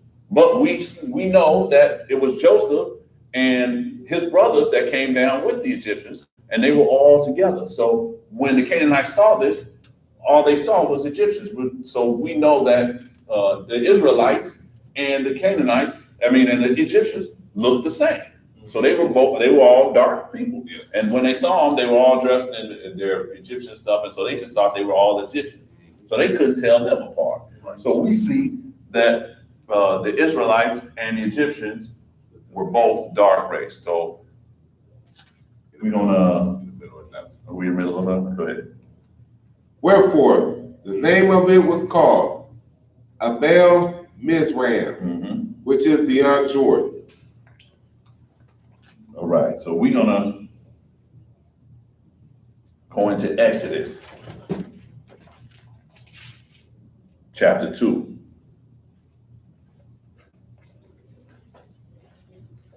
And we're gonna start at 15. Now, this is when they came back and they lived in Egypt, and they had a great life there. And Joseph prospered, and everyone prospered, and the Israelites started multiplying and having children and everything. And so there came a Pharaoh who didn't know Joseph, and he saw that there was lots of Israelites around. He was like, man, these guys have grown into a great nation. He was like, but before, we got to do something about this, because, if we have a war or something, they might join on the side of our enemies. And so what they did was they put the Israelites into slavery. And so this was the first slavery. It was a black nation, the Egyptians, enslaving another black nation, which were the Israelites. All right. And so during that time, the Lord heard the cries of Israel and decided to deliver them. And so he raised up somebody from among them which is Moses. And everyone knows the story of Moses, how he grew up in Pharaoh's house as his grandson. And Pharaoh didn't know that that was his grandson. Now, if he didn't know, then Moses had to look just like Pharaoh. Right. So he grew up as a prince of Egypt, and he always knew who he was because he was raised by his mother. Because when Pharaoh's daughter found him, she gave him back to his mother, which she didn't know was his mother, and she nursed him until he was old enough, and then she gave him back to Pharaoh's daughter, and then he became Pharaoh's grandson and was raised. So we're gonna start at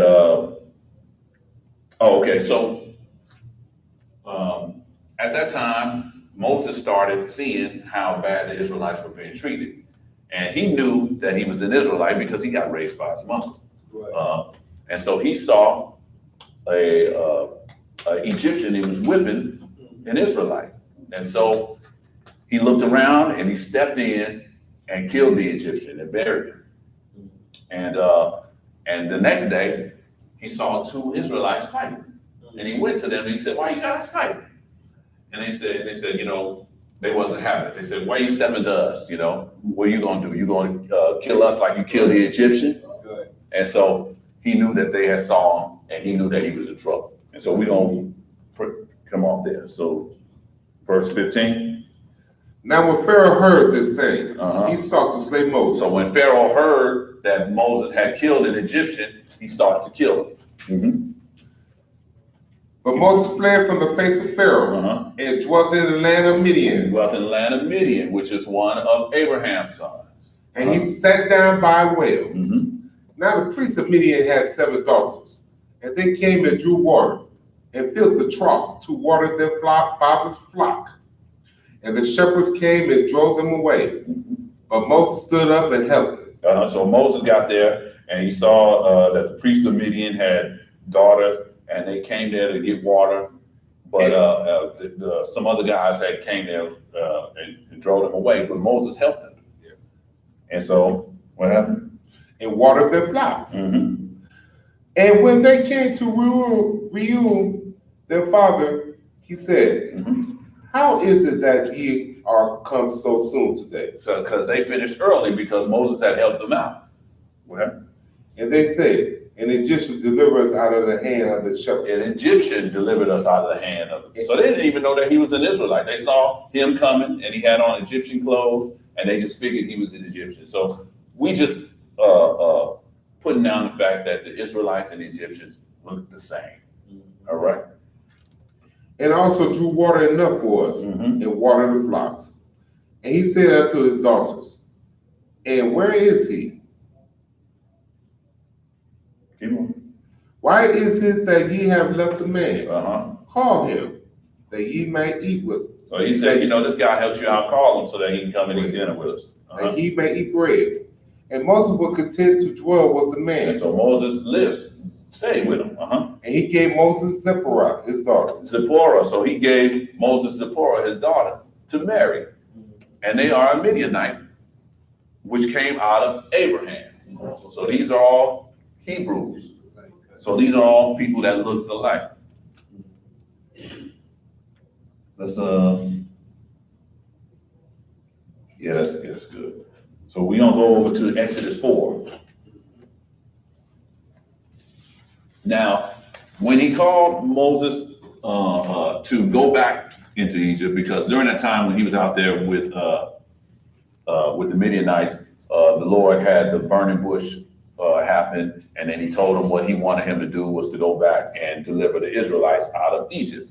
And so he gave Moses some signs that we talked about earlier to show Pharaoh, so that Pharaoh would know that God was with Moses. And this is one of those signs. So let's go over to Exodus 4, and we're going to start at verse 6. And the Lord said furthermore unto him, Uh-huh. "Put now thy hand into thy bosom." Put thy hand into thy bosom, into his shirt. Uh-huh. And he put his hand into his Bosom. bosom, Mm-hmm. and when he took it out, behold, his hand was leprous as snow. His hand was leprous as snow. We know snow is white. But back in this time, they had two types of leprosy. They had clean leprosy and unclean leprosy. Unclean leprosy was when you had sores and stuff on them, which is I want to say one of the beggars had in the New Testament. But it's when you have sores all over your body and stuff like that. But there's a clean leprosy, which is when your skin just turns white. We have the same thing now. If you ever seen any people that have like really white spots on their faces and stuff like that, it's called vitiligo. But that is clean leprosy because there's no sores, but your skin just turns white. I should have probably put that in here, but. And so keep on reading. Number 7. Mm-hmm. And he said, put thy hand into thy bosom again. Mm-hmm. And he put his hand into his bosom again and plucked it out of his bosom. And behold, it was turned again as his other flesh. So he put his hand in his shirt, and when he pulled it out, his hand was white. Now, if Moses was white, and he put his hand in his shirt, and when he pulled it out, it was white, that wouldn't be pretty amazing, you know? But if he was my color, and he put his hand in there, and I pulled it out, and it's white, that'd be something to start somebody with. And when he puts his hand back in, pull it back out, it turned back like the rest of us. So we see that Moses was dark or black. Yes. So let's skip over to Exodus 12. We're going to get to the end of this. Because Moses goes through all of the signs that the Lord tells him to do. And finally, Moses leads them out of the land of Egypt. And so 12 and 37. Now, we're not really concerned about the other signs and the stuff like that. We want to concern ourselves with the people here. So read 37. And the children of Israel journeyed from Ramesses to Succoth, about 600,000 on foot that were men, besides children. 600,000. So they came into Egypt, 70 people, right? And they came out of Egypt, 600,000 people. That's just the men. That's not counting the children. And a mixed multitude went up also with them. And a mixed multitude went up with them. That's important too. Flocks and herds, even very much cattle. So they come out of Egypt, 600,000 strong, well, more than that. And they go into the wilderness, and that's where the Lord gives them, they go to Mount Sinai, that's where the Lord gives them the commandments, and he starts the church right there. So we see that Israel starts right there. But let's take it up into the New Testament and see something. Let's go to Matthew chapter 2. So we see that the Israelites were black too, as well as the Egyptians and the Ethiopians and all those that come out of Ham. The Shemites, the ones that come out of Shem, were black too. Let's go to Matthew 2.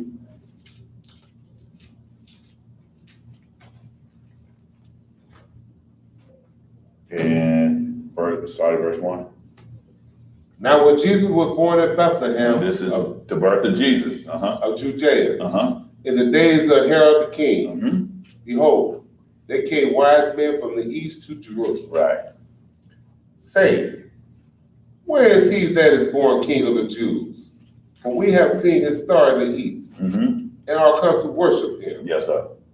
When Herod the king had heard these things, he was troubled, and all Jerusalem with him. Now, Herod was the king over Judea at that time, and he wasn't actually an Israelite. He was an Edomite, or he had come from Jacob's brother Esau. But he was king over Israel, and he was a really nasty guy. He killed anybody who even he thought was going to challenge his throne. And so when he became troubled, and it says all Jerusalem was troubled with him, everybody got scared. When Herod became angry, everybody got scared because there was no telling what he was going to do. So when he heard the wise men say, where's the king of the Jews? He was like, oh my gosh. So what happened here? Keep on reading. Oh, skip on down to 7. Then Herod, when he had probably called the wise men, inquired of them diligently, what time the star appeared, Mm-hmm. and he sent them to Bethlehem and said, Uh-huh. Go and search diligently for the young child. Yes, sir. And when he have found him, bring me word again, that I might come and worship him also. So he was saying, well, go and find the child who was supposed to be king of the Jews. And when you find him, come back and tell me where he's at, so I can go and worship him too. But we know that he wasn't going to worship him. He was going to try to kill him because he didn't want any other kings coming up beside him. All right, so skip on down to 10. When they saw the star, they rejoiced with exceedingly great joy. So they went. And when they were come into the house, they saw the young child with Mary his mother. They saw the young child with Mary his mother, not the infant. So when we look at the nativity scene and you see a little baby there sitting there, that wasn't who they came to say. He was a young child, And fell down and worshiped him. And when they had opened their treasures, they presented unto him gifts, gold and frankincense and myrrh. And being warned of God in a dream that they should not return to Herod, they departed into their own country. So the Lord warned the wise men in a dream that they shouldn't go back to Herod. So they should go back to their country another way. So they went another way. And then what happened then? 13. Yes, sir.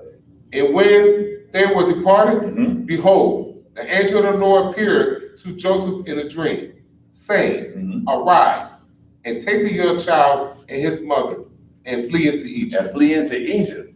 So the Lord tells Joseph to take Mary and Jesus and flee into Egypt.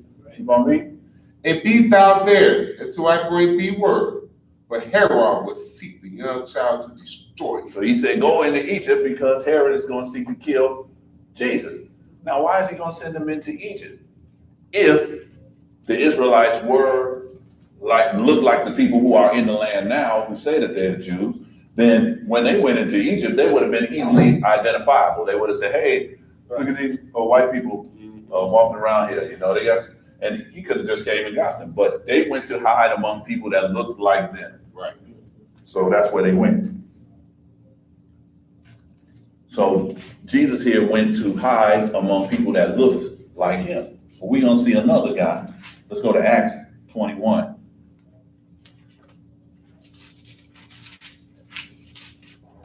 This is one of the most famous guys besides Jesus in the Bible, Paul, that everybody hangs their doctrine on. Chapter 21. And we're going to start at 31. Now, when Paul was the apostle to the Gentiles, so he was teaching the Gentiles. And we know who the Gentiles was because we went over that, right?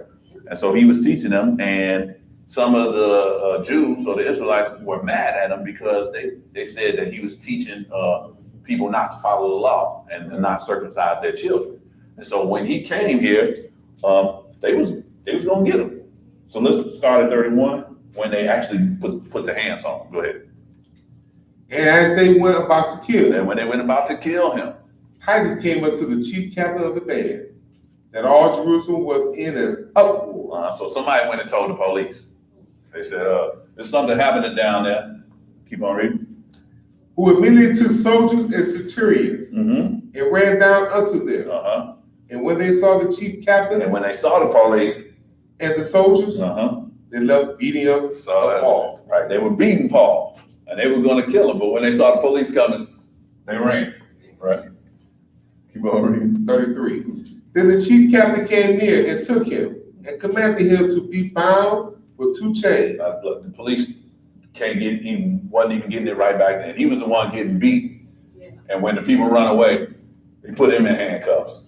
Keep on reading. And demanded who he was and what he had done. So they put him in handcuffs and said, what did you do? Get all the people trying to kill you. And some cried one thing, some another, among the multitude.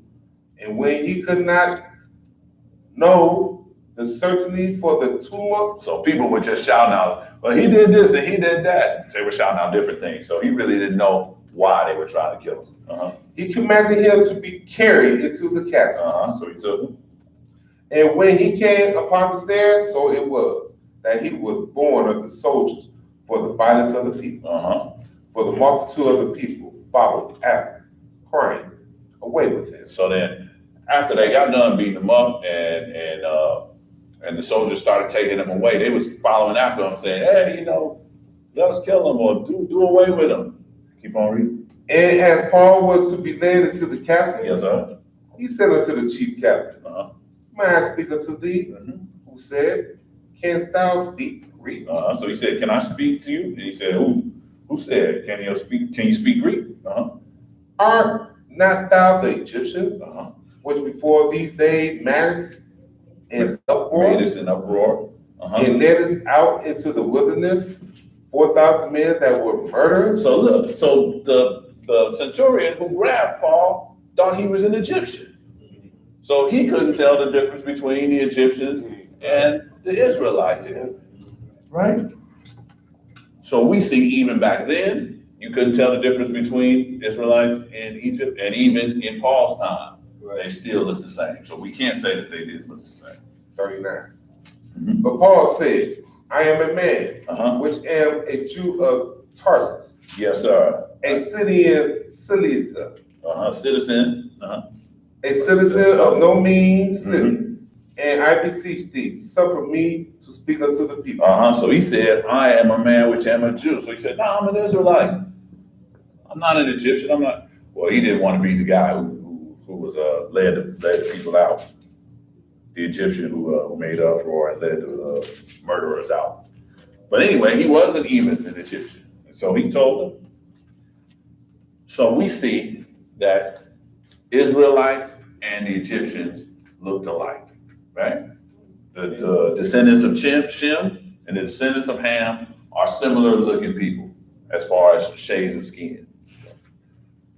So now let's kind of home in and see who actually the Shem are, because we know it can't be the people in the land as now, because the people who are in the land as now that say that they're Jews don't fit the description of the Israelites that we see in the book, right? So it has to be somebody else.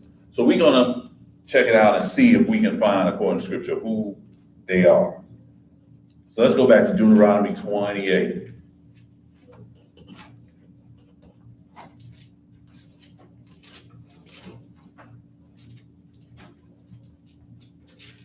Deuteronomy 28.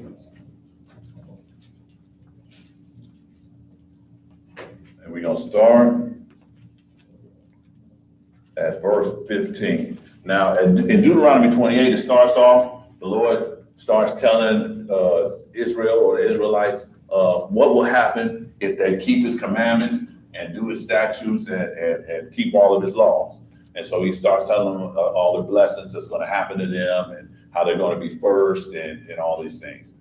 But then he's got to tell them the other side. He says, "But if you don't keep my commandments, this is what's going to happen." So we're going to start at 15 and we're going to read the curses part.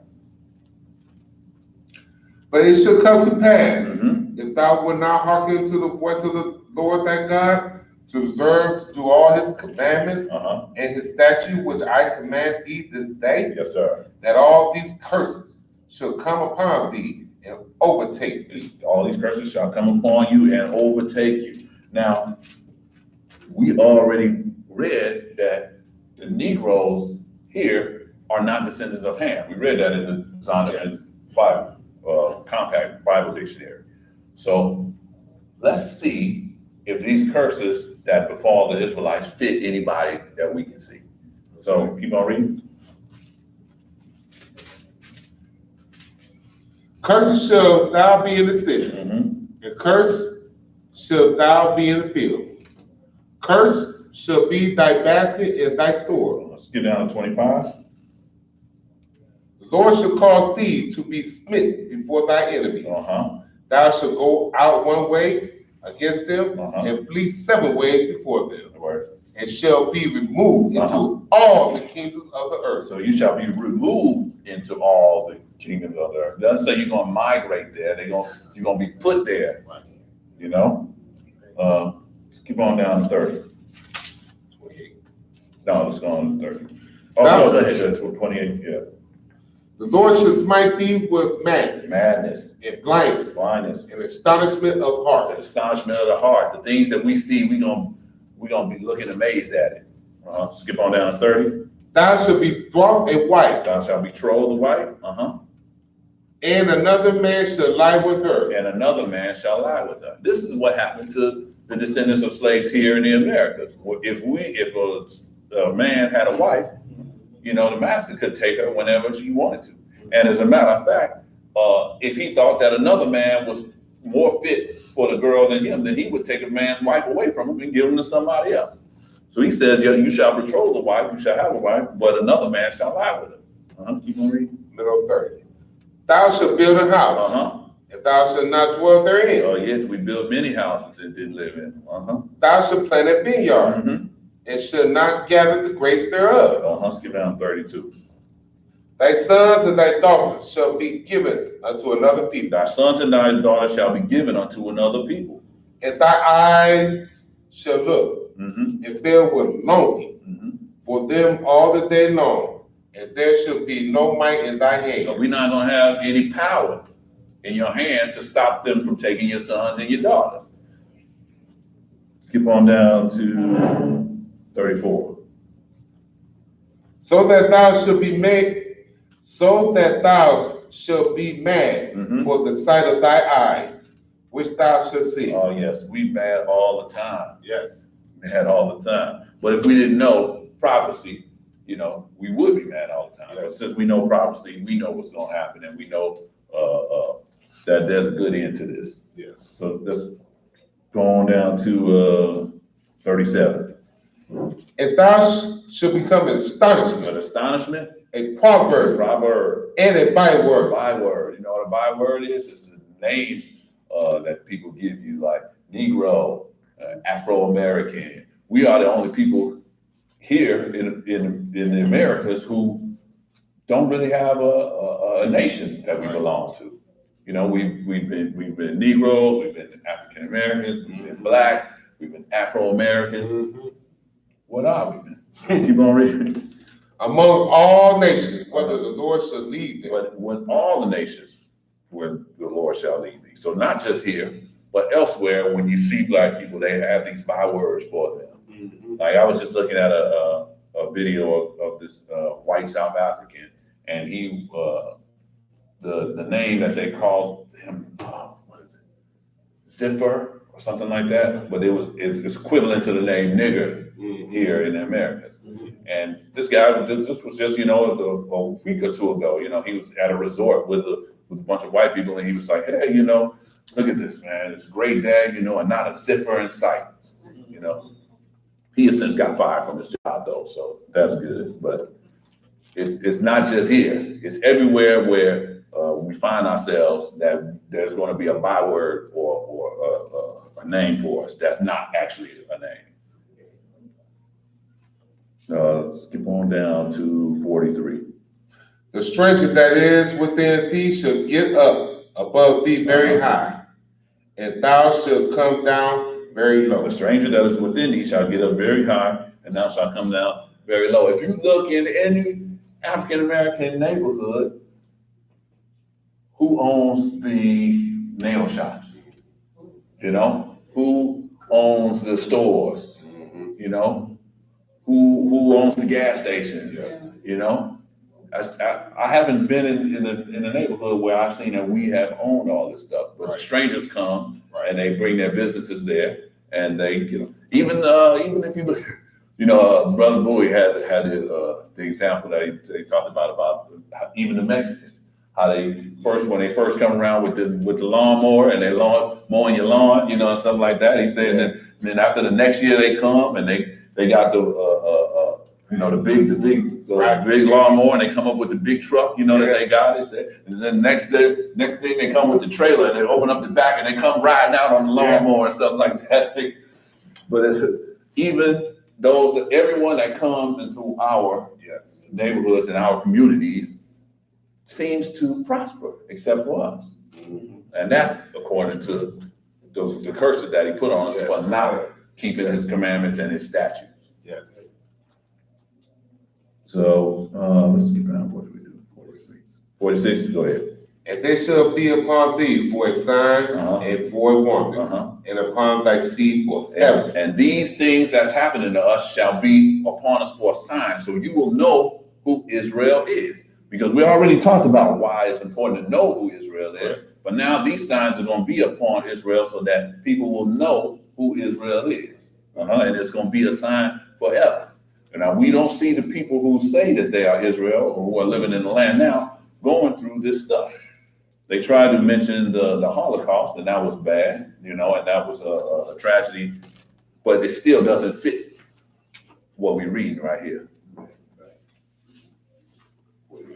Let's go to 48, go ahead. Therefore shalt thou serve thy enemies, which the Lord shall send against thee, in hunger, and in thirst, and in nakedness, and in want of all things. And he shall put a yoke of iron upon thy neck until he have destroyed thee. Yes, he has destroyed us. We have been in this country for hundreds of years, and we still have not achieved inequality. It's not by accident, it's by the Lord, because the Lord has orchestrated this, and we can't get out of this until we start keeping the Lord's commandments and his statutes, and get back to doing what we're supposed to be doing, and teaching others to do so. And so let's read this. 64. And the Lord shall scatter thee among all people, from the one end of the earth even unto the other. And there thou shalt serve other gods, which neither thou nor thy fathers have known, even wood and stone. Yes, we shall serve other gods that our fathers have not even known, even wood and stone. I mean, if you go and you follow the Islamic faith, because we have a lot of us that do that, they go and they worship the stone over there.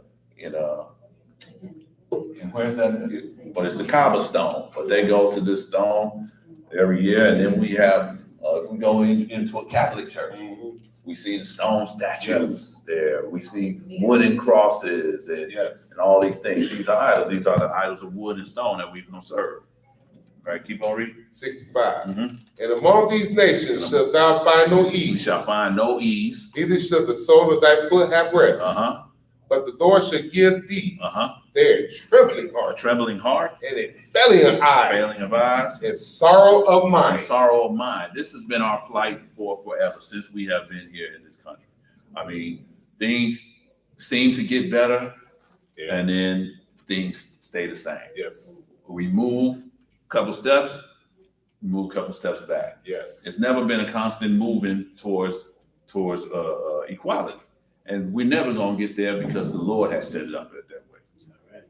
66. And thy light shall hang in doubt before thee, and thou shalt fear day and night, and thou shalt have none assurance of thy life. And that's just the way it is now. I mean, it's a shame, but I have to teach my children how to go about things in the streets these days, when I shouldn't have to warn them. I had a talk with my oldest son about how to conduct himself when he's stopped by police or when the police see him on the street, because he's liable to get killed, And it's the way it's been from ever since we have come out of slavery till now. Things have changed, but things have not changed. And the change is only going to come when Jesus redeems us. Keep on reading. 68. And the Lord shall bring thee into Egypt again with ships. And the Lord shall bring thee into Egypt again with ships. Now, we know going from the land of Israel to Egypt, you won't take a ship. You walk right over there. So this is not talking about the literal Egypt. This is talking about a spiritual Egypt. Now, you get people that say, well, there is no spiritual Egypt. We're going to get to that. Keep on. In the middle. By the way, wherefore I spake unto thee, thou shalt see it no more again. And there ye shall be sold unto your enemies. You shall be sold unto your enemies. You shall come by ships, and you will be sold unto your enemies. And when your enemies have you, what happens? and bond women, and no man shall buy you. And no man shall buy you. Now people say, well, see, no man is buying you. You got bought. But it says, and ye shall be sold unto your enemies. So you're sold unto your enemies already, but no man shall buy you. How is it that slaves were to get out of slavery? I mean, besides running away, the other logical way to get out of slavery was to buy your way out of slavery. Right. Someone would pay, to buy you out of slavery. But no man bought us out of slavery. We couldn't do that. Right. So let's go over to Revelation 11. Because I just want to show, because people say, well, there's no, that Egypt that they're talking about is not spiritual Egypt. It can't be. That's talking about literal Egypt. And I say, well, there can't be a spiritual Egypt, just like they say there can't be a spiritual Israel. But we know that that's not true. Revelation 11, and we're going to read 3 and we're going to skip. And I will give power unto my 2 witnesses. So this is during the time of the tribulations when the Lord will raise up 2 witnesses, and they're going to go in the streets and they're going to prophesy about the Lord. And they shall prophesy 1,260 days. 1,260 days. That's 3.5 years. Clothed in sackcloth. Skip down to 7. And when they shall have finished their testimony, when they're done, the beast that ascended out of the bottomless pit shall make war against them. And shall overcome them and kill them. So he's going to let the beast overcome them and kill them. And go ahead. And their dead bodies shall lie in the street of the great city, yes, which spiritually is called Sodom and Egypt. So this city, which they're going to prophesy in and die in, is spiritually Egypt.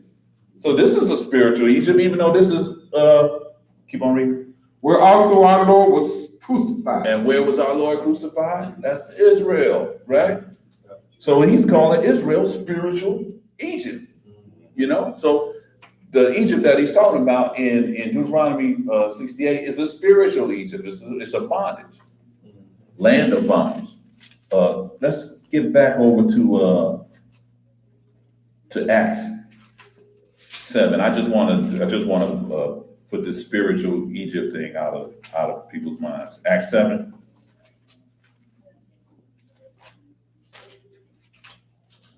Acts 7 and 38. And when you get there, go ahead. This is he that was in the church in the wilderness with the angel which spake to him in the Mount Sinai. Now we read that earlier about the church in the wilderness when Israel came out of Egypt.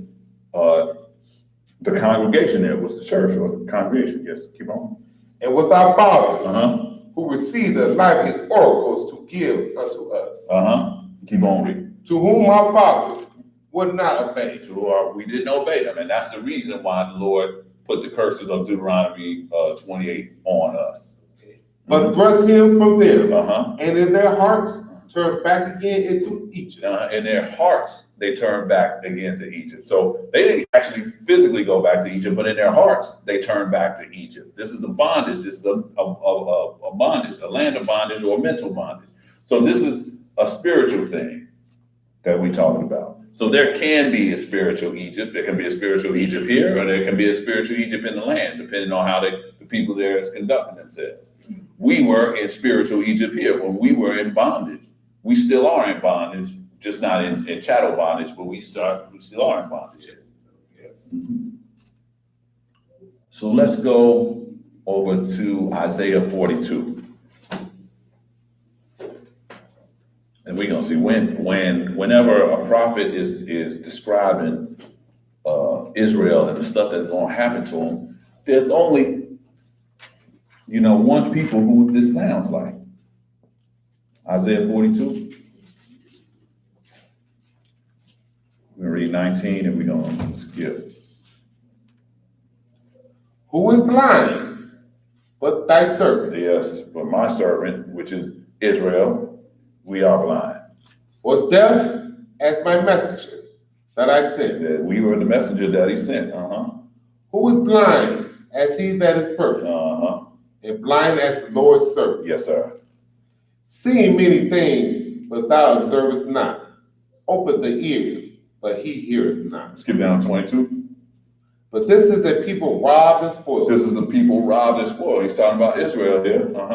They are all of them snared in holes. Snared in holes. And they are hid in prison. They are hid in prison houses. They are for a prey. They are for a prey. And none deliver. And none can save them. For a spoil.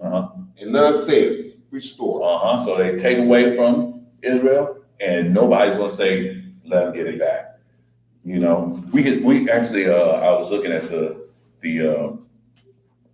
news, and one of the Republican pundits was talking about how they in South Africa are taking back land from white farm owners over there, and they're calling it racism, and they're saying that this is white genocide.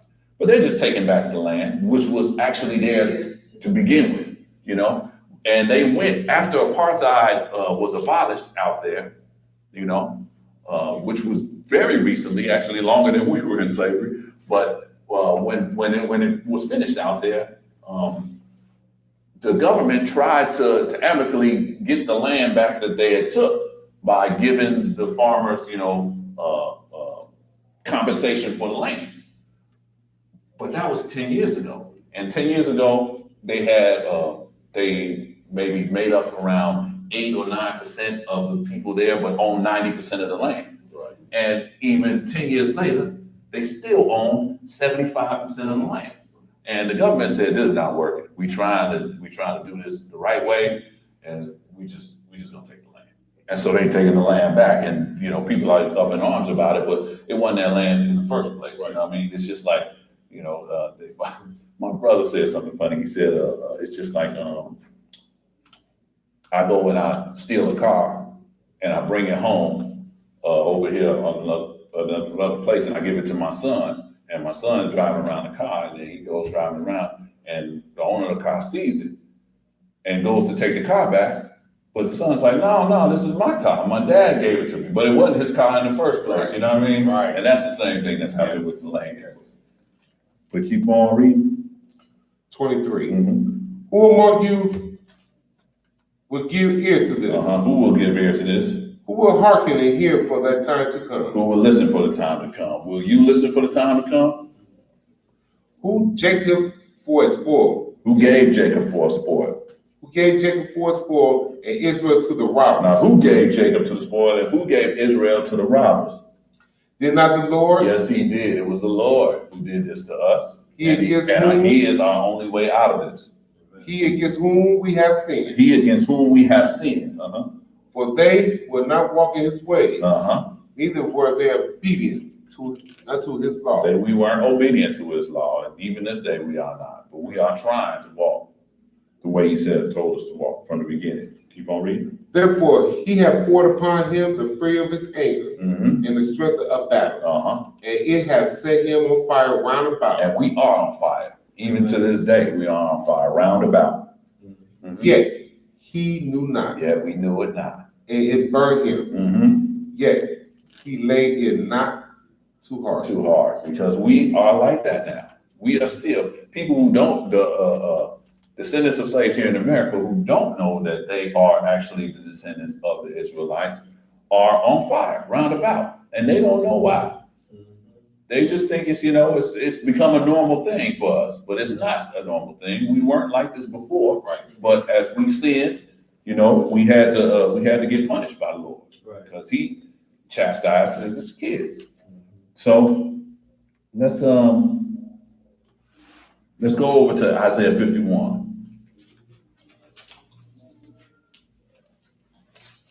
We're gonna start at 17. Awake, awake, stand up, O Jerusalem. Yes, sir. Which has drunk at the hand of the Lord the cup of his fury. Yes, sir. We have drunk of the cup of his fury. We are drinking of it right now. Thou hast drunk of the dregs of the cup of trembling and wrung them out. Yes, sir. There is none to guide her among all the sons whom she had brought forth. Well, there is some now.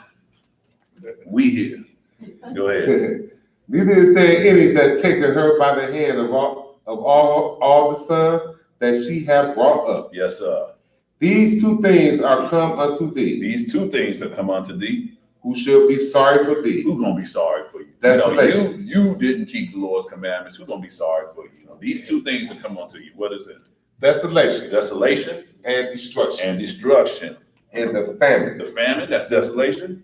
And the sword. And the sword, that's destruction. Mm-hmm. By whom shall I comfort thee? Uh-huh. Thy sons have fainted. Their sons have fainted. They lie at the head of all the streets. Uh-huh. They're at the corners. Who's on the corners right now? It's we. Yes. We on the corners. Yes, we are. Uh-huh. As a wild bull in a A net. wild bull in the net. We caught. And we can't go anywhere. So we kicking and we screaming, but we don't know why.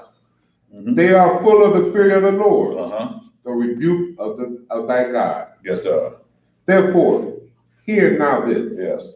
Thou afflicted We are afflicted and drunken, and drunken, but not with wine. not with wine. We drunk it with the wine of false doctrine. Right. So even though the Lord is chastising Israel here in this land for what our fathers did, we still got a job to do. And that job is to teach the rest of the nations how to serve the Lord, to give them his commandments and his statutes and to show them how to keep them. And so that's our job. We're supposed to teach the sons of Adam because we are a nation of priests. Just like Jeremiah, he tried. He said, Lord, you sent me out, but you tricked me because you gave me some news to give the people. And when I gave it to the people, man, they smacked me in the face, man. So I will not utter your name again. But he couldn't, right?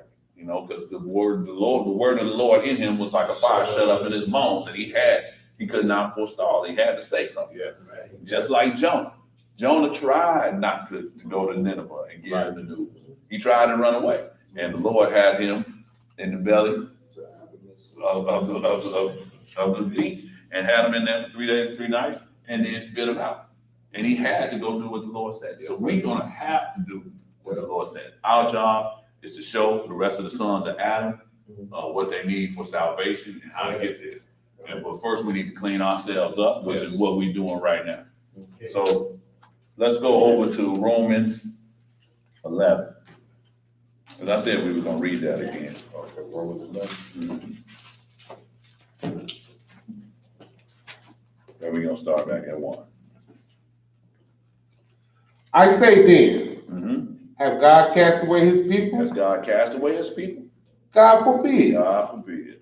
For I also am an Israelite. Yes, sir. Of the seed of Abraham. Yes, sir. Of the tribe of Benjamin. Yes, sir. This is Paul.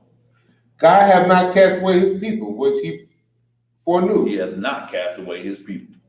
Want ye not what the scripture saith of Elias? How he maketh intercession to God against Israel, saying, Lord, they have killed their prophets and digged down thy altars. Yes, we have killed the prophets. And I am left alone if they seek my life. So Elias, thought he was alone. But what did the Lord say? But what saith the answer of God unto him? I have reserved to myself 7,000 men. 7,000 men? Who have not bowed the knee to the image of Baal. Yes, who have not bowed the knee to it, to the image of Baal. It's not people who have went astray and have come back. He said, hey, I have people who have followed me from the very beginning. Even so then, at this present time, even so then, at this present time that we are in right now, there is a remnant according to the election of grace. There is a remnant according to the election of grace, because that is the only way we can be here, by the grace of God. So right now, we are here, and our job is to bring the Lord's word to the rest of the world. So let's go over to 1 Peter. And I got 2 more places after this, and then we'll be done. 1 Peter chapter 2. We're going to start at verse 1. When you get there, go ahead.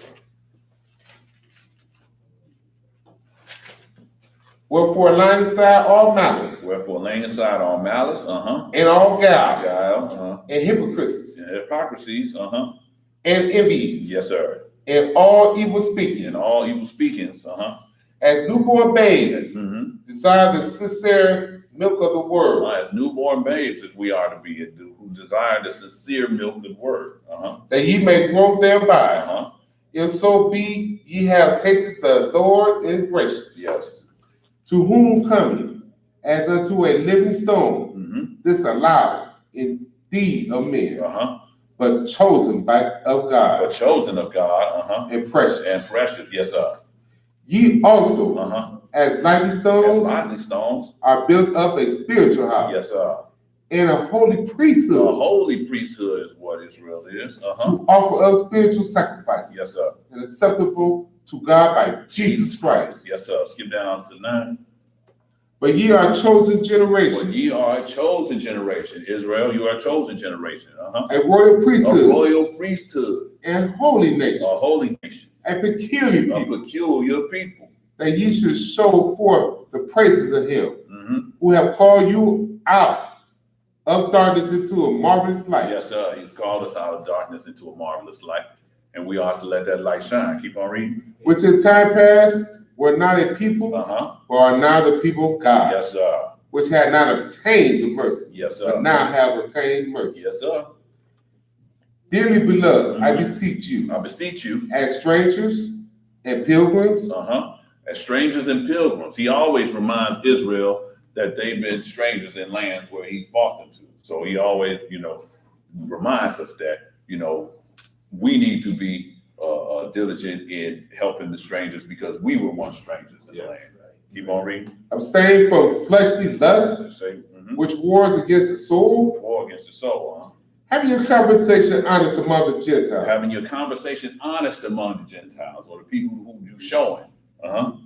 That whereas they speak against you as evildoers. When they used to call us, evil people. They may by your good works, which they shall behold, glorify God in the day of visitation. So that by your example and showing them what the Lord has shown you, that they glorify God also, and in the time to come, they be with you when the Lord is ready. So let's skip on down to we did 9. Yeah. Oh, keep on reading. Oh no, that's what we did. So let's go to 2 Peter. Let's skip on over to 2 Peter, chapter 3. And we're going to read verse 9. The Lord is not slack concerning his promise. And his promise is for everlasting life. As some men count slackness. Yes, sir. But is long-suffering to us word. Now, every generation, people say, well, the Lord hasn't come here, and the Lord hasn't come. You better be glad the Lord hasn't come. Right. He's suffering long for our sake, not for his sake, because if he comes right now and you're not ready, you go into the lake of fire. So be glad that he's taking a little while to let us get ourselves together, because if you don't, when he comes here, there's only one place for you. Not willingly that any should perish. Not willing that any should perish. But he's saying not willing that any Israelite shall perish? No. Any shall perish. But that all should come to repentance. That all Israelites come to repentance. No, all. That all come to repentance. Yes, sir. So he is trying to recover his whole creation, and we are all part of his creation. Yes. That's the Gentiles, that's the Hamites, that's the Shemites, whoever will take hold of the Lord's commandments and his statutes and do them and believe, he will accept it. Let's go to the last page. That's Isaiah 56.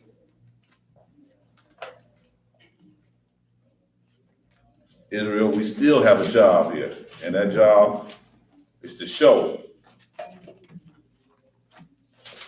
everyone the Lord's commandments and his statutes, that they may have right unto the tree of life also. Isaiah 56, we're going to start at verse 1. And Isaiah 56 at 1, Okay, go ahead. Thus saith the Lord, Thus saith the Lord. keep ye judgment and do justice. Yes, sir. For my salvation is near to It's come. near to come. Some people say it's not near enough, but you know, I need a little more time to get myself together. So, come on. And my righteousness to be revealed. Yes, sir. Blessed is the man that doeth this, and the Son of Man that layeth hold on it, that keepeth the Sabbath from polluting it. That's what we're doing right here today. Yes, We're sir. keeping the Sabbath. Yes, We're keeping sir. the Sabbath from polluting it. Yes, Right. sir. And keeping his hand from doing any evil. Any evil.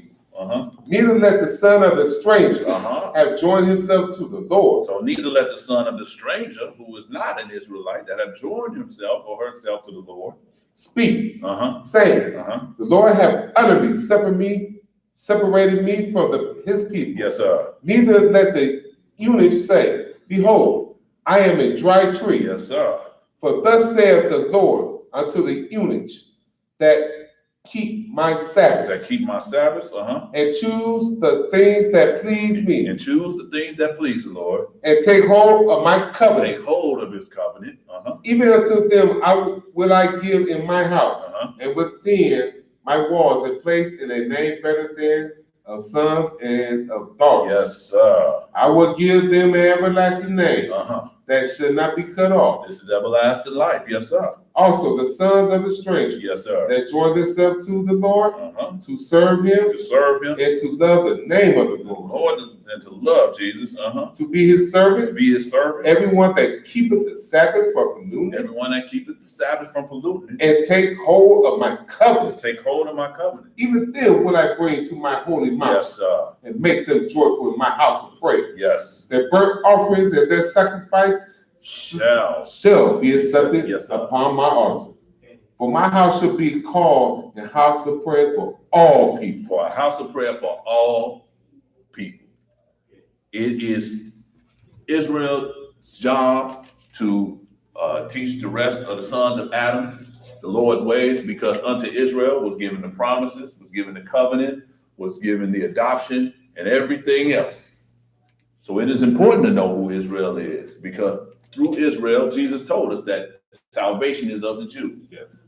We understand the book. We have been given the understanding, and when we dropped the ball, things went awry. Yes. Now you got all these different denominations here teaching these false things, and we got Christmas mixed up into it, and Easter, and all these pagan things all mixed up into what and wrapped up with the name Jesus on. Yes. However, they're not of Jesus, and they do not represent him. And so this is the reasons why you need to know who Israel is, and Israel is the descendants of slaves here in America, and we are waking up to that fact. Yes, sir. And we are taking our place as the Lord priest in order to bring and reconcile the rest of the sons and daughters of Adam back to the Lord. Yes, sir. So that is the reason. That is who is Israel and why it's important to know who they are. And thank you. And I hope you got some understanding of that. Now for some announcements.